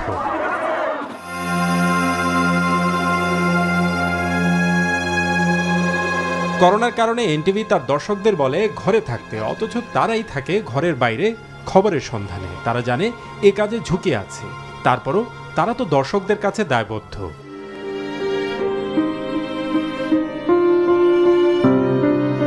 অসহায় মানুষের পাশে এনটিভি কিভাবে এগিয়ে আসে তার অসংখ্য উদাহরণ দেয়া যেতে পারে। ধরা যাক সেই সিডর কিংবা আইলার মতো ভয়ঙ্কর দুটি ঘূর্ণিঝড়ের কথা। কোনোভাবেই ওই সময়ে ধারণা করা যাচ্ছিল না যে সিডর ও আইলা কতটা ধ্বংসলীলা চালাতে পারে। কোনোভাবেই পৌঁছানো যাচ্ছিল না দুর্গত বেশ কিছু এলাকায়। এমন এক প্রেক্ষাপটে ঠিকই এনটিভির ক্যামেরা পৌঁছে যায় ওইসব এলাকায়। এটাই এনটিভির দায়বদ্ধতা। এনটিভি চেয়েছে যতই প্রতিবন্ধকতা থাকুক, যতই ঝুঁকি থাকুক, দুর্গত এলাকায় পৌঁছাতেই হবে, কেউ পৌঁছাতে পারুক বা না পারুক। শুধু অসহায় মানুষের হয়ে কথা বলা নয়, তাদের পাশে দাঁড়াতেও সবসময় তৎপর ছিল এনটিভি। শীতার্ত গরিব মানুষ থেকে শুরু করে ঘূর্ণিঝড় কিংবা বন্যা দুর্গত এলাকার মানুষ সবার পাশে ত্রাণ সহায়তা নিয়ে 2 দশক ধরে এগিয়ে এসেছে এনটিভি। গণমাধ্যমের সবচেয়ে বড় দায়বদ্ধতা দর্শকদের হয়ে কথা বলা। সেই কথা বলার এমন কিছু প্ল্যাটফর্ম এনটিভি তৈরি করেছে যেখানে সব শ্রেণীর মানুষের রয়েছে আস্থা। আস্থা আছে বলেই এনটিভি 14 বছর ধরে কেমন বাজেট চাই অনুষ্ঠানটির আয়োজন করতে পারছে। বিশেষ এই অনুষ্ঠান কেমন বাজেট চাই অবস্থা এমন হয়েছে যে প্রতি বছর বাজেট ঘোষণা মানেই আগে যেতে হবে এনটিভির কেমন বাজেট চাই অনুষ্ঠানে, যেখানে গণমানুষের কথা বলে এনটিভি। অপরাধকে টার্গেট করে এনটিভি কেবল অনুসন্ধানই করে না, সমাধান খুঁজে বের করে ভুক্তভোগীর জন্য। তাই তো বিনা অপরাধে 23 বছর ধরে কারাভোগের পর একজন ফজলু পরিবারের কাছে ফিরে যেতে পেরেছিল এনটিভির ক্রাইম ওয়াচ টিমের মাধ্যমে। এরকম অসংখ্য দৃষ্টান্ত এনটিভি স্থাপন করেছে তার দায়বদ্ধতার জায়গা থেকে। আন্তর্জাতিক গণমাধ্যমগুলোর কাছে এনটিভি সবসময় গণ্য হয়েছে বাংলাদেশের দায়িত্বশীল একটি মিডিয়া হিসেবে। তাই তো বিবিসি কিংবা ভয়েস অফ আমেরিকার সাথে নিয়মিতভাবে দর্শকদের জন্য কাজ করে যাচ্ছে এনটিভি। শুধু আন্তর্জাতিক মিডিয়া নয়, আন্তর্জাতিক অঙ্গনে পরিচিত মানুষেরাও কথা বলেন এনটিভির নিয়মিত আয়োজন frankly speaking A. Mr. Blake, let's begin with partnership dialogue. জীবনের গল্প জেনে নেই অনুষ্ঠানের শুরুতে। ইতিহাসের প্রতি এনটিভির দায়বদ্ধ। তাই তো স্বাধীনতার 50 বছরে এনটিভি খুঁজে ফিরেছে বীর শ্রেষ্ঠ সহ মুক্তিযোদ্ধাদের বিজয় গাথা। আমরা তরুণদের কথা বলতে চাই, তরুণদের কথা শুনতে চাই। দেশের জনসংখ্যার বেশিরভাগই যখন তরুণ জনগোষ্ঠী, তখন এনটিভি তরুণদের কথা বলতে চায়, তরুণদের কথা শুনতে চায়। এভাবেই এনটিভি সময়ের সাথে আগামীর পথে এগিয়ে যাচ্ছে দর্শকদের ভালোবাসা নিয়ে। জনাব শামসুদ্দিন হায়দার ডালিম, এই যে বিবিসি যে ক্যান ডেমোক্রেসি ডেলিভার, ওই প্রোগ্রামে কিন্তু আমরা টেকনোলজিক্যাল সাপোর্ট আমরা দিয়েছি, আপনি এটার সঙ্গে? হ্যাঁ, এই প্রোগ্রামগুলো যেটা হয়েছে যে বিদেশি চ্যানেলগুলো যখন বাংলাদেশে কাজ করতে আসতো তখন তারা আগে থেকেই তাদের ধারণা ছিল যে এনটিভির সেই সক্ষমতা আছে, সেই প্রযুক্তি আছে, সেই ম্যান পাওয়ার আছে, এবং আমরা জয়েন্টলি এই কাজগুলো করেছি এবং এই কাজগুলো খুব প্রশংসিত হয়েছে। আমার কাছে মনে হয় যে এটাই আসলে এনটিভির শক্তি, যে তারা যে কাজটা করে সেটা বুঝে করে, জেনে করে, এবং কাজের মানটাকে সবসময় নিশ্চিত করার চেষ্টা করে। কথা হচ্ছিল যে এই সামনের মিডিয়া ল্যান্ডস্কেপটা কেমন হবে, এখন আমরা যে একটা ট্রানজিশনের মধ্যে দিয়ে যাচ্ছি, সত্যি এটা কিন্তু এখন আমাদের সবার জন্য, মিডিয়াতে যারা কাজ করছে আমরা কম বেশি, তাদের জন্য একটা চিন্তার জায়গা। এবং অবশ্যই ট্র্যাডিশনাল সমস্ত মিডিয়া, পত্রিকা, টেলিভিশন, তাদেরকে এই ট্রানজিশনের ভিতর দিয়ে যেতে হচ্ছে। ফলে এনটিভির জন্যও কিন্তু এই সেই সুযোগ যে এই জায়গাটাতেও যেন এনটিভি এগিয়ে থাকে। অবশ্যই ডিজিটাল প্ল্যাটফর্মে আরও কত ভালো করে কাজ করা যায়, আমি নিশ্চিতভাবে আশা করি। আমাদের অনলাইন সেকশন তো খুবই সক্রিয় আছে, আপনি জানেন। যে মিন্টু ভাই, আমাদের ক্লোজ আপ ওয়ানের প্রসঙ্গ আপনি তুলেছেন। ক্লোজ আপ ওয়ান শুধু একটা মানে সফল রিয়েলিটি শো নয়, এটা বাংলা গানের দিকে বা মানুষের রুচি তৈরি করার ক্ষেত্রে, বাংলা গানের প্রতি মানুষের অনুরাগ বাড়ানোর ক্ষেত্রে কতটা? হ্যাঁ, এটা একটা বিরাট ব্যাপার। আসলে তখন ক্লোজ আপ ওয়ানে যা গানগুলো সিলেক্ট করা হতো সেগুলোও কিন্তু মানে আমরা যা ক্লোজ আপের সাথে যারা জড়িত ছিলাম সবাই রুচিশীল গান, যেই গানগুলো ভালো গান, মানুষের মনের গান, এই ধরনের গান কিন্তু সিলেক্ট করা হয়েছে তখন। একেবারে রুচিহীন কোনো তিরিং বিরিং গান ক্লোজ আপে কিন্তু কোনো শিল্পী কখনো করে নাই। তো এটাও একটা বিরাট ব্যাপার কিন্তু। এবং ক্লোজ আপের ওভারঅল যে তানভীর সেশনের ডিরেক্টর ছিল, ওদের যে টিম কম্বিনেশন ছিল, এটা সবাই একটা মানে একটা মেন্টালিটির একটা জায়গা ছিল, মেন্টালিটি এক হতে হবে। কারণ আমি ধরেন 2 জন শক্তিশালী লোক নিলাম আর শক্তিশালী লোকের সাথে 7 জন দুর্বল লোক দিয়ে দিলাম, তখন কি হয়, ওই 7 জন দুর্বল লোক কিন্তু শক্তিশালী হয় না, 2 জন শক্তিশালী লোক কিন্তু দুর্বল হয়ে যায়। তো এনটিভিতে কিন্তু এই ব্যাপারটা এরকম ছিল না। 2 জন শক্তিশালী লোক থাকলে 7 জন দুর্বল লোক কিন্তু সেখানে ছিল না, হয়তো 1 জন দুর্বল লোক ছিল আর বাকি 5 জন মোটামুটি শক্তিশালী ছিল। তো সুতরাং ওই মোটামুটি শক্তিশালী এবং প্রচণ্ড শক্তিশালী একজন এদের সাথে মিলে ওই দুর্বল লোকটাও কিন্তু শক্তিশালী হয়ে গেছে। তো এই শক্তিশালী ইউনিটটা কিন্তু এনটিভিতে এখনও আছে।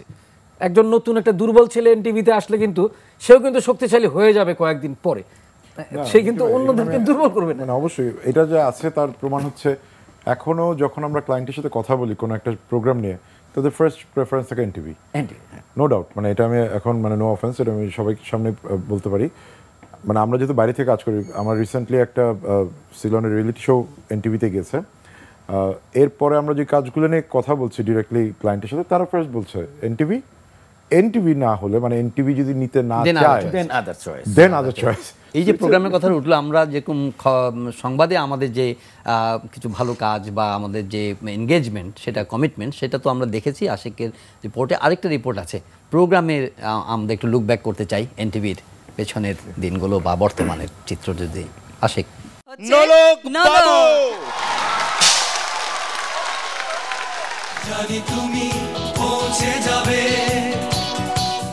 এনটিভির একটি বিশেষ দায়বদ্ধতা হলো দর্শকদের জন্য সেরকম একটি প্ল্যাটফর্ম করে দেয়া যেখানে মেধাবীরা উঠে আসবে। এনটিভির সেই প্ল্যাটফর্ম না থাকলে নোলক, রাজীব, সালমা কিংবা লিজার মতো শিল্পীরা হয়তো হারিয়ে যেত, কিন্তু না, এনটিভি সেটি হতে দিতে পারে না। তাই তো সারা দেশ থেকে সম্ভাবনাময় তরুণ সঙ্গীত শিল্পী খুঁজে বের করতে এনটিভি নিয়ে আসে বাংলাদেশের ইতিহাসে সবচেয়ে জনপ্রিয় reality show close up one.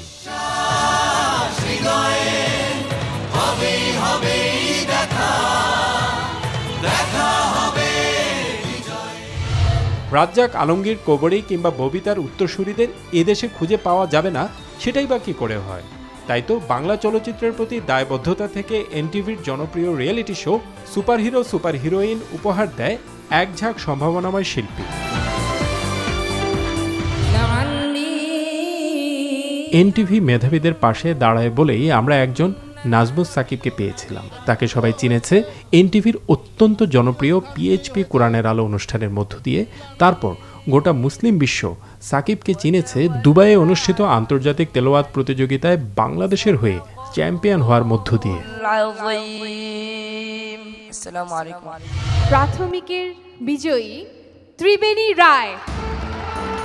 এখানেই শেষ নয়, প্রতিভা খুঁজে বের করার দায় থেকে এনটিভি নিয়ে এসেছে মার্কস অলরাউন্ডারের মতো একের পর এক জনপ্রিয় রিয়েলিটি শো। Marks allrounder 2014। খুশি মনে ছাড়িয়ে যাওয়া, দেখাও যত প্রতিভা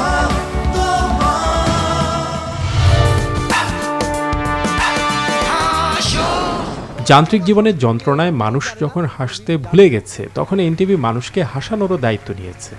এনটিভির কমেডি রিয়েলিটি শো হাসোর মাধ্যমে হেসেছে তার কোটি কোটি দর্শক। গরিবের রাজা রবিন হুড।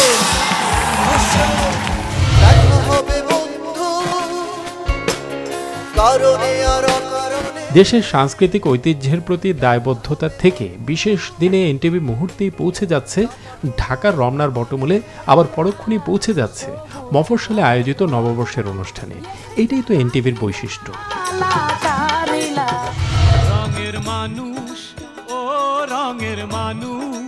রঙের মানুষ কিংবা উড়ে যায় বকপক্ষীর মতো নাটক দেখিয়ে এনটিভি প্রমাণ করেছে মানের ব্যাপারে তারা কতটা দায়িত্বশীল।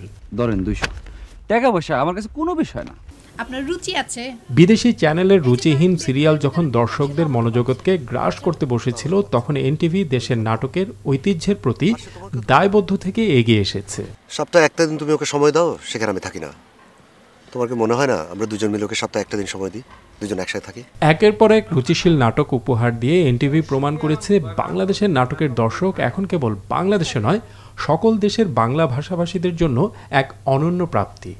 নাউজুবিল্লাহ। আমি হামেলা খাতুন, নাউজুবিল্লাহ বলতেছেন? এর আগে এনটিভির সিদ্দিকা কবিরস রেসিপির কল্যাণে বছরের পর বছর যেন দারুণ সব রান্না চলত বাংলার ঘরে ঘরে। সময়ের সাথে আগামীর পথে প্রযুক্তিগত প্রতিটি পরিবর্তন এনটিভি স্পর্শ করেছে পথ প্রদর্শক হিসাবে। সেখানে দর্শকদের ভালোবাসাও যুক্ত হয়েছে দারুণভাবে। এই যেমন এনটিভির মতোই এনটিভি অনলাইন দর্শকদের ভালোবাসার আরেকটি নাম। যে কোনো সংবাদ কিংবা অনুষ্ঠানমালা যে কোনো সময় পৃথিবীর যে কোনো প্রান্ত থেকে দর্শক দেখে নিতে পারে কিংবা জেনে নিতে পারে এনটিভি অনলাইনের কল্যাণে। আবার অনলাইন দর্শকদের কথা আলাদাভাবে চিন্তা করে এনটিভি তার অনলাইন ভার্সনকে সাজিয়েছে সময় উপযোগী করে, যে কারণে অনলাইন প্রচার মাধ্যমগুলোর মধ্যে দ্রুততম সময়ের মধ্যেই এনটিভি অনলাইন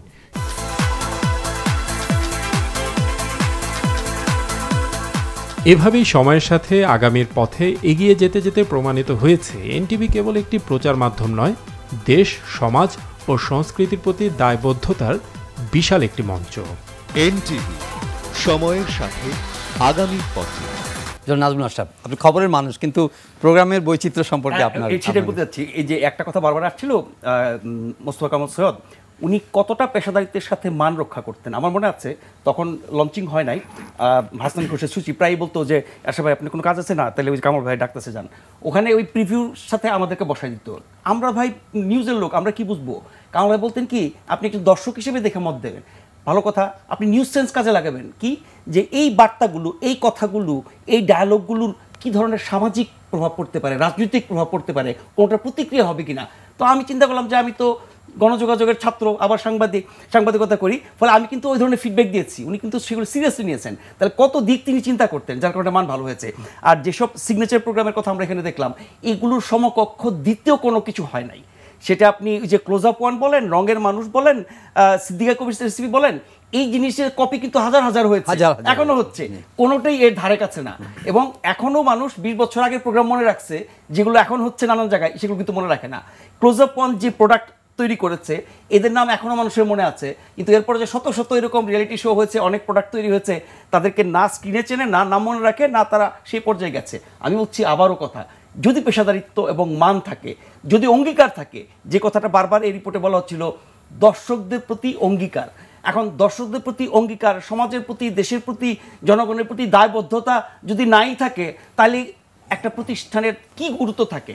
মানে টাকা ঢালো, টাকা আনো, এরকম তো মানে কালোবাজারি করে পাওয়া যায়। ফলে একটি প্রতিষ্ঠান, যেই প্রতিষ্ঠান ওই দেশের মানুষের, সমাজের সব ধরনের মঙ্গল এবং কল্যাণ সাধন করবে, সেটাই হচ্ছে সফল এবং মানসম্মত প্রতিষ্ঠান। সেই দায়বদ্ধতার বিষয়টি হাইলাইট করব। প্রোগ্রামের ওই যে একটা বিষয়, যে দায়বদ্ধতা, মানুষের প্রতি দায়বদ্ধতা, এই দায়বদ্ধতা শব্দটা অনেকবার ব্যবহার করা হয়েছে, এই স্টোরির মধ্যে ব্যবহার করা হচ্ছে। এই জায়গাটা এটা খুব ইম্পর্টেন্ট, এবং এই দায়বদ্ধতা হয়তো সবাই মিডিয়া, আমরা যারা কাজ করি দায়বদ্ধতা থেকে কাজ করি, কিন্তু এই দায়বদ্ধতা ধরে রাখা এবং এটা রিফ্লেক্ট করা অন দ্য স্ক্রিন, যেটা খুব ডিফিকাল্ট। এবং এটা দীর্ঘদিন ধরে এনটিভি এই চর্চার মধ্যে আছে এবং ধরে রেখেছে। আমরা যারা এনটিভির প্রোডাক্ট আছি, আমরাও কিন্তু এই দায়বদ্ধতাটা ধরে রাখার চেষ্টা করি। আমরা যেখানেই আছি যতটুকু সম্ভব এই দায়বদ্ধতাটা নিয়েই আমরা কাজ করি, এবং আমরাও হয়তো, এবং এই যেটা আছে এটা কিন্তু আছে যে এনটিভির থেকে যারা গেছে তারা কিন্তু একটা জায়গার মধ্যে আছে, তারা ওখানে যে একটু আলাদাভাবেই চিহ্নিত, আমি বলছি না, অন্য যারা আছে সবাই কিন্তু একটু আলাদাভাবেই চিহ্নিত হয়। যে দালিম, আপনি কর্পোরেট ওয়ার্ল্ডে আছেন এই সময়, তো মিডিয়ার যে এই যে প্রোডাক্ট, নিউজ এবং তাদের যে পরিবেশনা, এগুলোর কর্পোরেট ওয়ার্ল্ডকে কীভাবে অ্যাট্রাক্ট করে? কারণ আমরা তো দিন শেষে কমার্শিয়াল ছাড়া, অ্যাডভার্টাইজমেন্ট ছাড়া তো আমাদের চলে না। নিশ্চয়ই যে কোনো ব্যবসা প্রতিষ্ঠান, কর্পোরেট প্রতিষ্ঠান, যে প্রতিষ্ঠানের কথাই বলি না কেন, সে যখন তার প্রোডাক্টটাকে পৌঁছে দিতে চায়, তখন সে সবচেয়ে রিলায়েবল, সবচেয়ে গ্রহণযোগ্য মাধ্যমটাকেই বেছে নিতে চায়। এবং সেই জায়গাতে অবশ্যই এই গ্রহণযোগ্যতাটা কার কাছে, দর্শকের কাছে কোন প্রতিষ্ঠানটি, কোন মিডিয়া প্রতিষ্ঠানটি গ্রহণযোগ্য, সেটাকেই তারা প্রাধান্য দেন। এবং এখানে আরও কতগুলো বিষয় আছে, যে এই দর্শক কারা। টেলিভিশন যখন আমাদের ঘরে পৌঁছায়, তখন একেবারেই সর্বকনিষ্ঠ সদস্য থেকে বয়োজ্যেষ্ঠ সদস্যটা বিভিন্ন রকম শিক্ষাগত যোগ্যতা সবাইকে যে টাচ করতে পারা। একটা ব্যবসা প্রতিষ্ঠান সে যখন তার পণ্যের প্রচার করতে যাবে সে তো চাইবে যে হ্যাঁ আমি ওরকম একটা প্রতিষ্ঠানকে গ্রহণ করি, এবং অবশ্যই এই প্রতিষ্ঠানটি সেই দর্শকরা কতখানি আস্থার সঙ্গে নিচ্ছেন, তাকে বিশ্বাস করছেন। সো নিশ্চিতভাবেই আমরাও তাকিয়ে থাকি কর্পোরেট ওয়ার্ল্ডে বলি কিংবা ব্যবসা প্রতিষ্ঠানের ক্ষেত্রে যে কোন প্ল্যাটফর্মটাতে, কোন মিডিয়া প্ল্যাটফর্মটাতে গেলে আমি বেশি দর্শকের কাছে যেতে পারবো। নিশ্চিতভাবে এনটিভি এই জায়গায় একেবারেই প্রথম সারির মধ্যে আছে।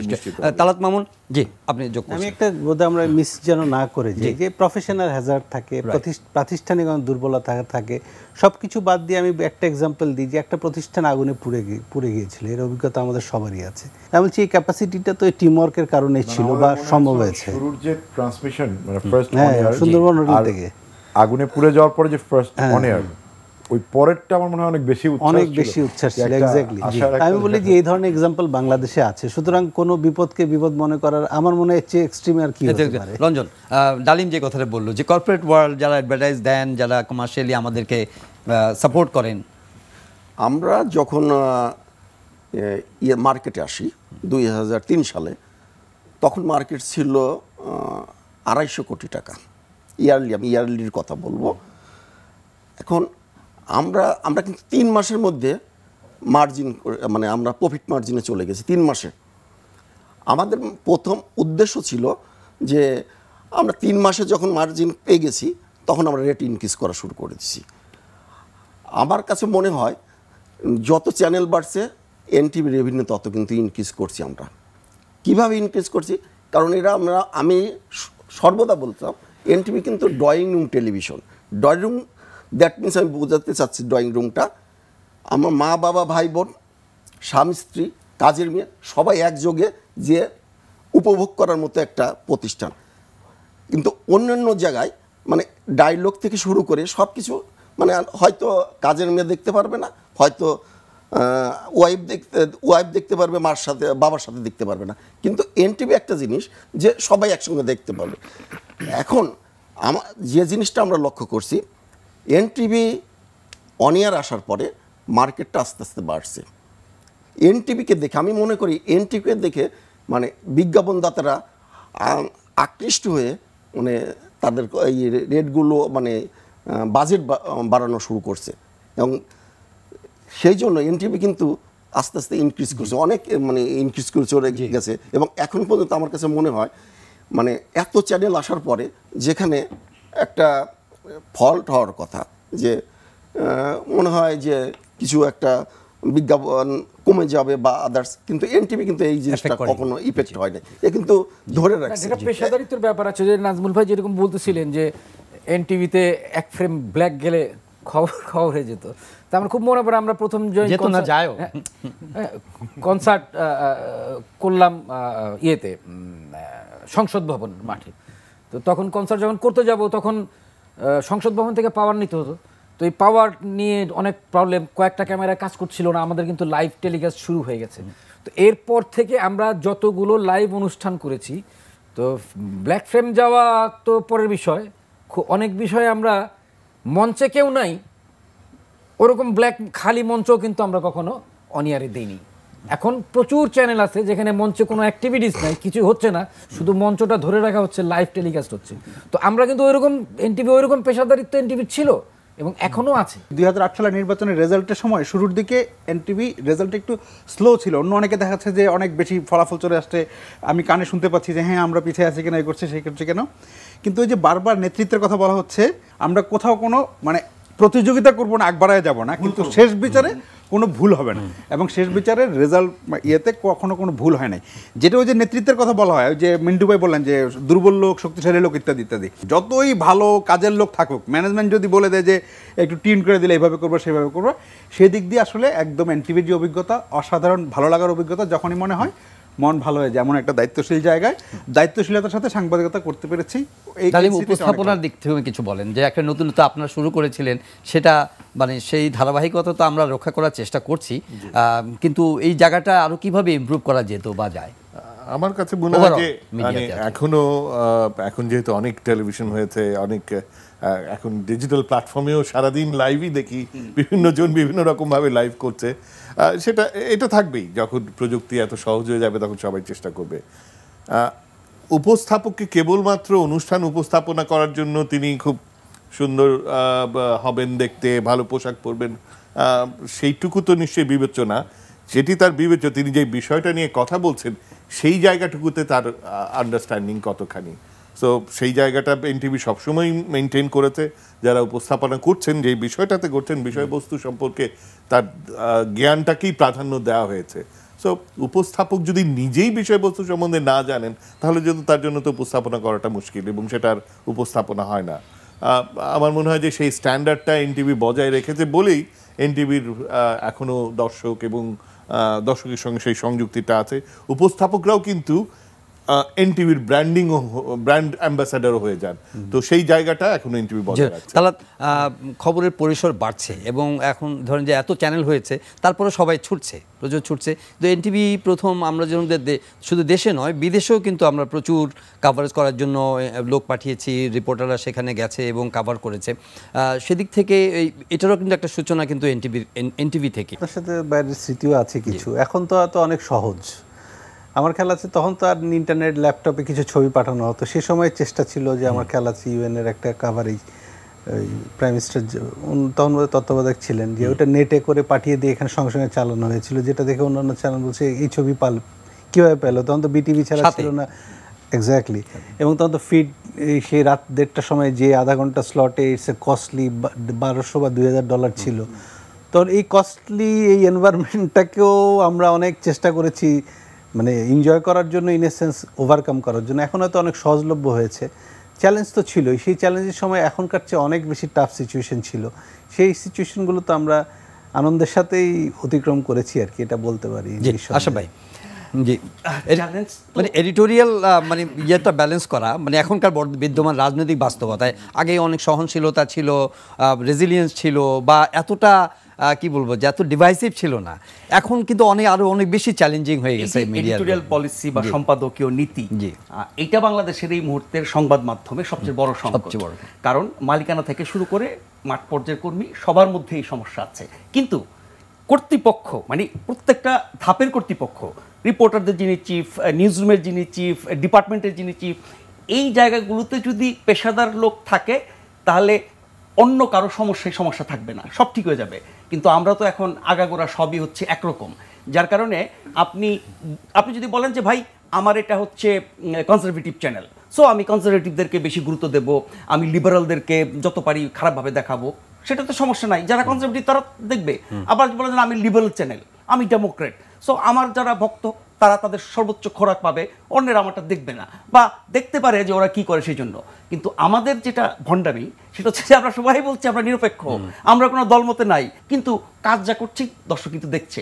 ফলে এটি কিন্তু শুধু টেলিভিশন না, টেলিভিশন, পত্রিকা, অনলাইন, রেডিও, মানে যত মাধ্যম আছে সংবাদের, আমি এখন ধরার প্রোগ্রামেরটা হয়তো অন্য হিসাব হবে, সংবাদের বা তথ্যে যত মাধ্যম আছে সব ক্ষেত্রে এই সমস্যা আছে। এই সমস্যা থাকার জন্য আমরা সবাই দায়ী। এখন ধরেন আমরা একটা ভালো সময় কাজ করছি, একটা খারাপ সময় কাজ করছি, ভবিষ্যতে ভালো সময় কাজ করব, কিন্তু এই জেনারেশন বা এর পরের জেনারেশন তো একসময় থাকবে না।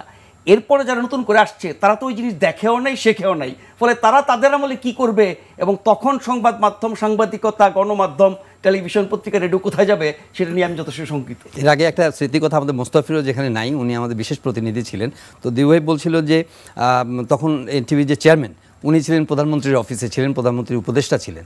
তো খবর করেছেন এরকম যে সারা দেশকে অন্ধকারে রেখে আলোকিত হলো সিরাজগঞ্জ, এরকম একটা খবর, যে তখন বিদ্যুৎ মন্ত্রী ছিলেন ইকবাল হাসান মাহমুদ টুকু।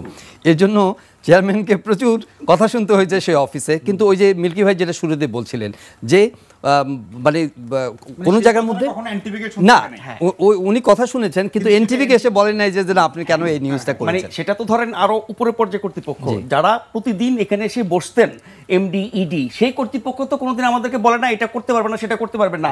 আমরা যেটা এর আগে বলছিলাম আমরা একটা পেশাগত বিতর্ক করতাম যে এটা এইভাবে হবে না এইভাবে হবে, এটা গুরুত্ব পাবে না ওটা গুরুত্ব পাবে, এটা আমার আপনার সাথে জাজমেন্টের মতভেদ থাকতে পারে, আমি আপনাকে বোঝাবো না আপনি আমাকে বোঝাবেন, সেই বিতর্ক আমরা করেছি।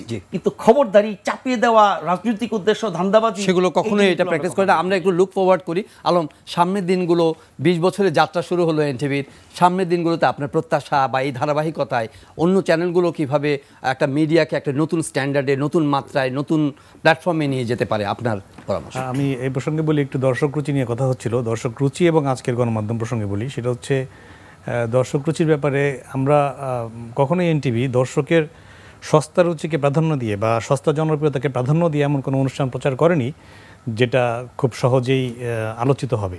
এনটিভি সবসময় ওই মনে করেছে শুধু দর্শকদের একরকম চাহিদা যেটা সস্তাভাবে দিলে জনপ্রিয় হবে সেই জায়গায় না গিয়ে দর্শকের রুচি করারও একটা দায়িত্ব আছে, রুচি তৈরি করার। সেই জায়গাতে এনটিভি সবসময় হাজির ছিল, এখনও আছে। আমি মনে করি সেই জায়গাটাকে ধরে রাখতে হবে। শুধুমাত্র আমাদের সমসাময়িক অন্য চ্যানেলগুলো যেখানে সস্তা জনপ্রিয় অনুষ্ঠান দিয়ে খুব তাড়াতাড়ি জনপ্রিয় হয়ে যাচ্ছিল, সেইটা কখনো এনটিভি আমলে নেয়নি। তো আজকের গণমাধ্যম প্রসঙ্গে বলতে চাই যে এখন যে নিউ মিডিয়ার যুগ আমরা বলছি, যে ইন্টারনেট ভিত্তিক যেই গণমাধ্যমগুলো, সেই জায়গাতে যদি সমন্বয়টা আরও জোরালো করা যায় বা সেটা জরুরি বলে আমি মনে করি, বিশেষ করে এন্টারটেনমেন্টের জায়গা থেকে, যে আজকে ইউটিউব বলি বা ডিজিটাল প্ল্যাটফর্ম বলি বা ওটিটি বলি বা লাইভ স্ট্রিমিং প্ল্যাটফর্ম বলি, সেই জায়গাতে আমার মনে হয় এনটিভিকে একটা জোরালো ভূমিকায় যেতে হবে। নিশ্চয়ই এনটিভির পরিকল্পনা রয়েছে। আমি মনে করি যে সেই জায়গাটা যাওয়াটা খুবই যৌক্তিক। এখন আন্তর্জাতিক বিশ্বে সব চ্যানেলই, যেগুলো টেলিভিশন চ্যানেল ছিল সবগুলোরই একটা করে অ্যাপ বা ওটিটি প্ল্যাটফর্ম তৈরি হয়েছে। কারণ হচ্ছে এটা টেলিভিশনের পাশাপাশি টেলিভিশনের সহযোগী হিসেবে থাকা দরকার, এই সময়ের দাবি। সেই জায়গা থেকে আমি মনে করি এনটিভিও নিশ্চয়ই সেই ধরনের পরিকল্পনায় রয়েছে, অথবা সেই পরিকল্পনায় দ্রুতই যাওয়া উচিত, যেখানে এন্টারটেইনমেন্ট শুধু টেলিভিশন কেন্দ্রিক থাকবে না, টেলিভিশনের সহযোগী হিসেবে যে ডিজিটাল প্ল্যাটফর্ম বা যে নিউ মিডিয়া, সে জায়গাতেও এনটিভি শক্তিশালী ভূমিকায় অবতীর্ণ থাকবে, সেটাই আমি আশা ব্যক্ত করি। আপনি কিভাবে? অবভিয়াসলি 20 বছরের যাত্রাপথে এনটিভি যত দূর এসেছে, সামনের চ্যালেঞ্জের কথা আমরা সবাই কম বেশি বলছি। এনটিভির মতো প্ল্যাটফর্মেরই হয়তো সম্ভব সেই চ্যালেঞ্জটা ওভারকাম করা। তাদের পেশাদারিত্ব, তাদের এক্সপেরিমেন্ট, তাদের দীর্ঘ পথযাত্রায় তো এক ধরনের অভিজ্ঞতার সঞ্চয় হয়েছে। প্রচুর মানুষ হয়তো চলে গেছে, আবার যারা এসছেন শূন্যস্থান পূরণ করে তো নিয়ে আসছেন। তো সেই জায়গায় আমি এনটিভির সাফল্য কামনা করি। যে শীর্ষস্থানের কথা বলছি, রুচি নির্মাণের কথা বলছি, পেশাদারিত্ব, কিছু পেশাদার মানুষ তৈরির কথা বলছি, এনটিভি তার নেক্সট ডেস্টিনেশনে এগুলিকে নিয়ে আগাবে। শুভকামনা এনটিভির জন্য। অবশ্যই তানভীর, নেক্সট ডেস্টিনেশন নেক্সট। আমি যখন এভিটা দেখছিলাম তখন আমার আসলে মানে ভিতরে ওইটা গ্রো করছিল যে আমরা যেমন মানুষকে দেখলে বলি যে বর্ণাঢ্য জীবন, এনটিভির আসলে পেছনটা অনেক বর্ণাঢ্য। আসলেই মানে কোনটা বাদ দিয়ে কোনটার কথা বলবেন আপনি, এটা খুব ডিফিকাল্ট। সো এইটা একটা ট্রাবল হচ্ছে আমার এখনকার সহকর্মীদের জন্য, দায়িত্বটা বেড়ে যাচ্ছে ওনাদের। যদিও তারা এখন রেগুলার সে ভালো কাজের ধারাবাহিকতা আছে, রেগুলার রিয়েলিটি শোজ হচ্ছে, এবং আমি যেটা বললাম একটু আগে যে ক্লায়েন্ট ফার্স্ট চয়েস এনটিভির কাছে আসতে চায়। সো সব কিছুই আছে। এর বাইরে আমি যেটা বলতে চাই সেটার জন্য রেসপন্সিবিলিটি অনেক হাই। এক্স্যাক্টলি, সেটার জন্য আমি যেটা বলতে চাই যে আমি যখন কোনো কন্টেন্ট মেক করব, সো সেটা যেন আমি জেনে করি কার জন্য করছি, কি করছি। ওই যে একটু আলম ভাই যেটা বললেন, সস্তা জনপ্রিয়তাটা কিন্তু সস্তা টাইপের কম সময়ের জন্যই থাকে। ভাইরাল যে শব্দটা আমরা বলি, এটা কিন্তু টিকে যায় না, কিন্তু একটা ভালো কিছু দীর্ঘদিন টিকে যায়, যেটা এনটিভির ঐতিহ্য। সো সেটা মাথায় রেখে যদি কাজ করতে পারি আমরা, এবং দায়িত্বটা যেহেতু বললাম যে যেহেতু আমাদের এত বছরের আপনাদের সবার কাজের একটা ডকুমেন্টারি আমরা দেখতে পেলাম আজ, এটা একটা ভালো লাগার ব্যাপার।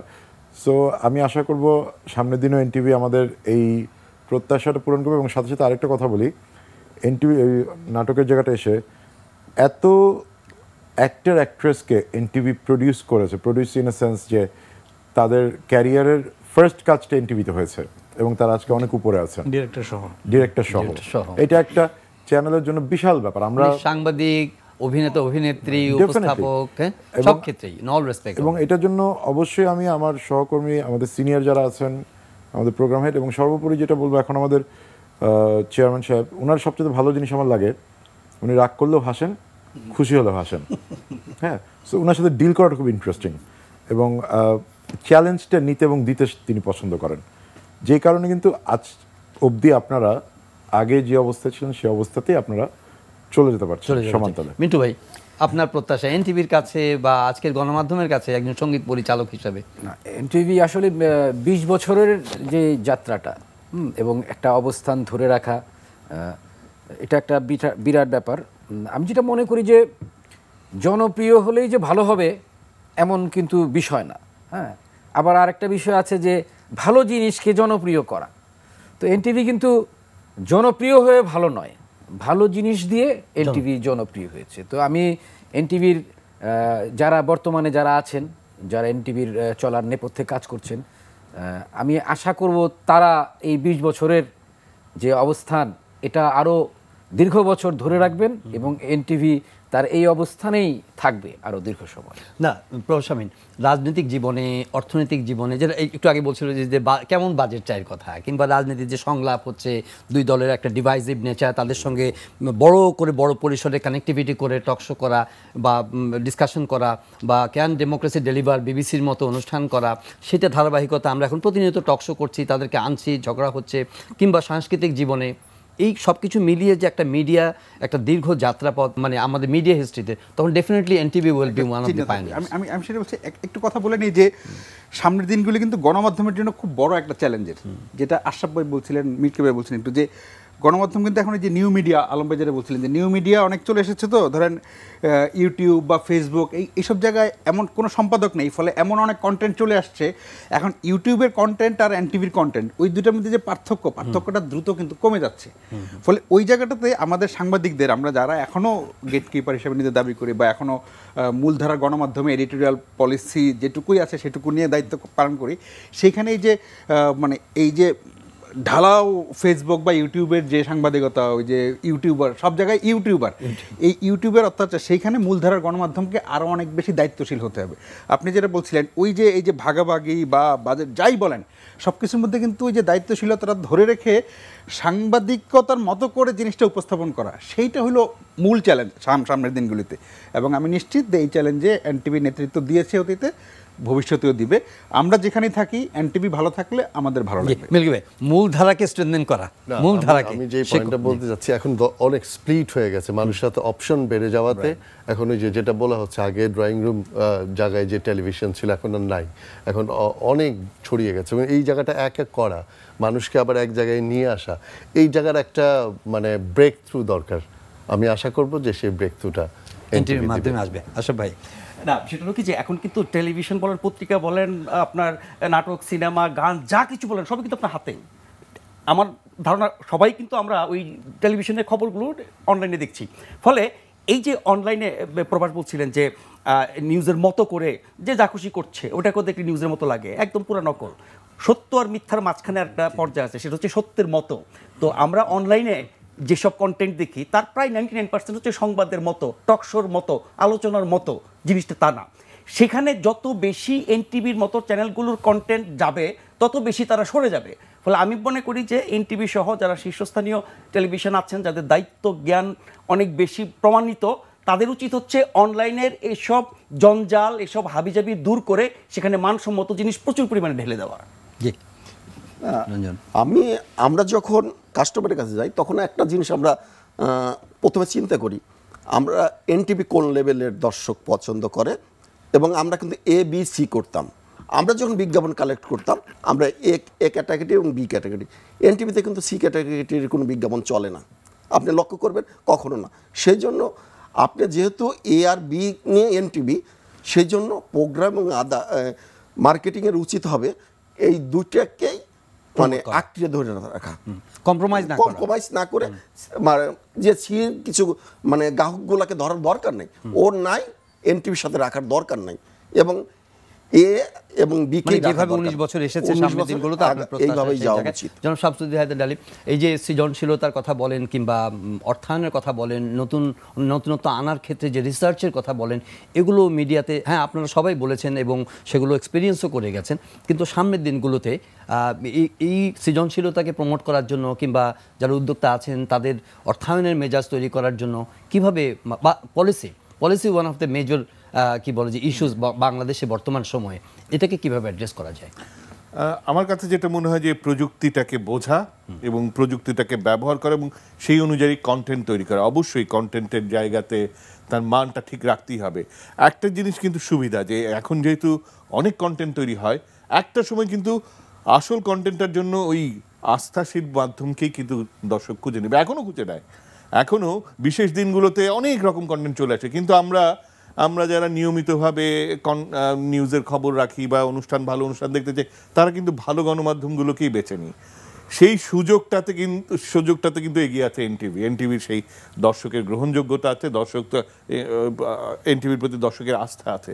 সো এই জায়গাতে কন্টেন্ট তৈরি করার ক্ষেত্রে এনটিভি যেই পেশাদারিত্ব দেখিয়ে গেছে সেটা যদি তারা চালিয়ে যান এবং এই প্রযুক্তির সঙ্গে নিজেকে যদি খাপ খাইয়ে নিতে পারেন, এনটিভির জন্য অন্যদের চাইতে এগিয়ে যাওয়া অনেক সহজ। রিসার্চ বা সৃজনশীলতার জায়গাটিতে আসলে সামগ্রিকভাবে যদি দেখি খুব একটা ইমপ্রেসিভ না, সামগ্রিকভাবে আজকে গণমাধ্যমের চিত্র দেখি সেটাকে কিভাবে ওভারকাম করা যায়?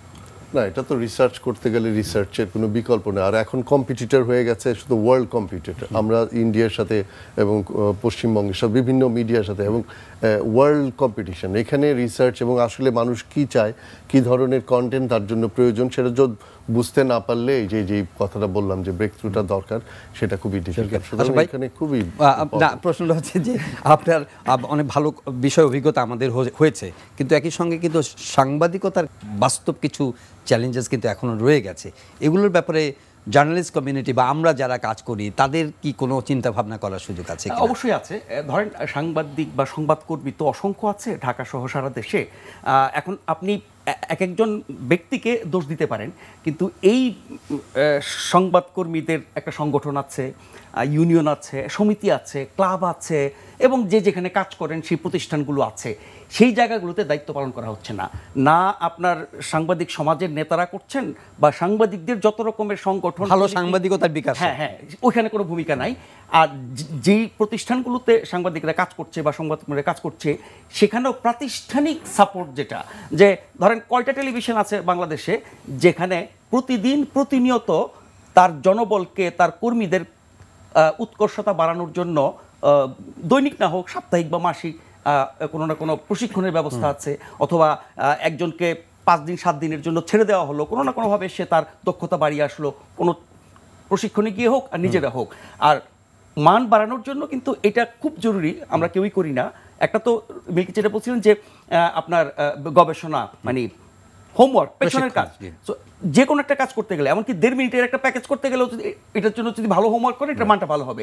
একই সাথে আমরা কি প্রচার করছি, কি দেখাচ্ছি, মানুষ কি দেখছে, তারা কি ভাবছে, তার ফিডব্যাক নেওয়া, এবং আমি যে 24 ঘন্টা যা কিছু প্রচার করছি সেগুলো নিজেরা দেখে মনিটর করে আরও ভালো কিছু করার, শুদ্ধ করার, উন্নত করার সেই ব্যবস্থাগুলো কিন্তু প্রাতিষ্ঠানিকভাবে নেই। কিন্তু কিছু লিগ্যাল চ্যালেঞ্জও আছে যেটা আমরা টাচ করি নাই, কিছু লিগ্যাল চ্যালেঞ্জ যেগুলো আমরা সাংবাদিকতার ক্ষেত্রে মানে ধরেন এখন বেশ কয়েকটি আইন আছে যেগুলো নিয়ে আমাদের অনেক কনসার্ন আছে, আমরা সেগুলো নিয়ে প্রতিবাদ করছি। ডিজিটাল নিরাপত্তা আইন যেটা মানে সাংবাদিকদের উপর ব্যবহার করা হবে না এমন আশ্বাসের পরেও কোথাও কোথাও ব্যবহার হচ্ছে, তো সেগুলো নিয়ে তো আমাদের আসলে, তবে এটা ঠিক আশরাফ ভাই বা মিল্কি ভাই যেটা বলছেন যে সাংবাদিকতার চ্যালেঞ্জটা আসলে এমনই, কখনোই সাংবাদিকতার আসলে ফুলের বাগান হবে না, অনেক কাটা থাকবে, অনেক ঝঞ্ঝা থাকবে, মানে কেউই চাইবে না যে আপনি খুব নির্বিঘ্নে ভালোভাবে আপনি সাংবাদিকতা করে যান।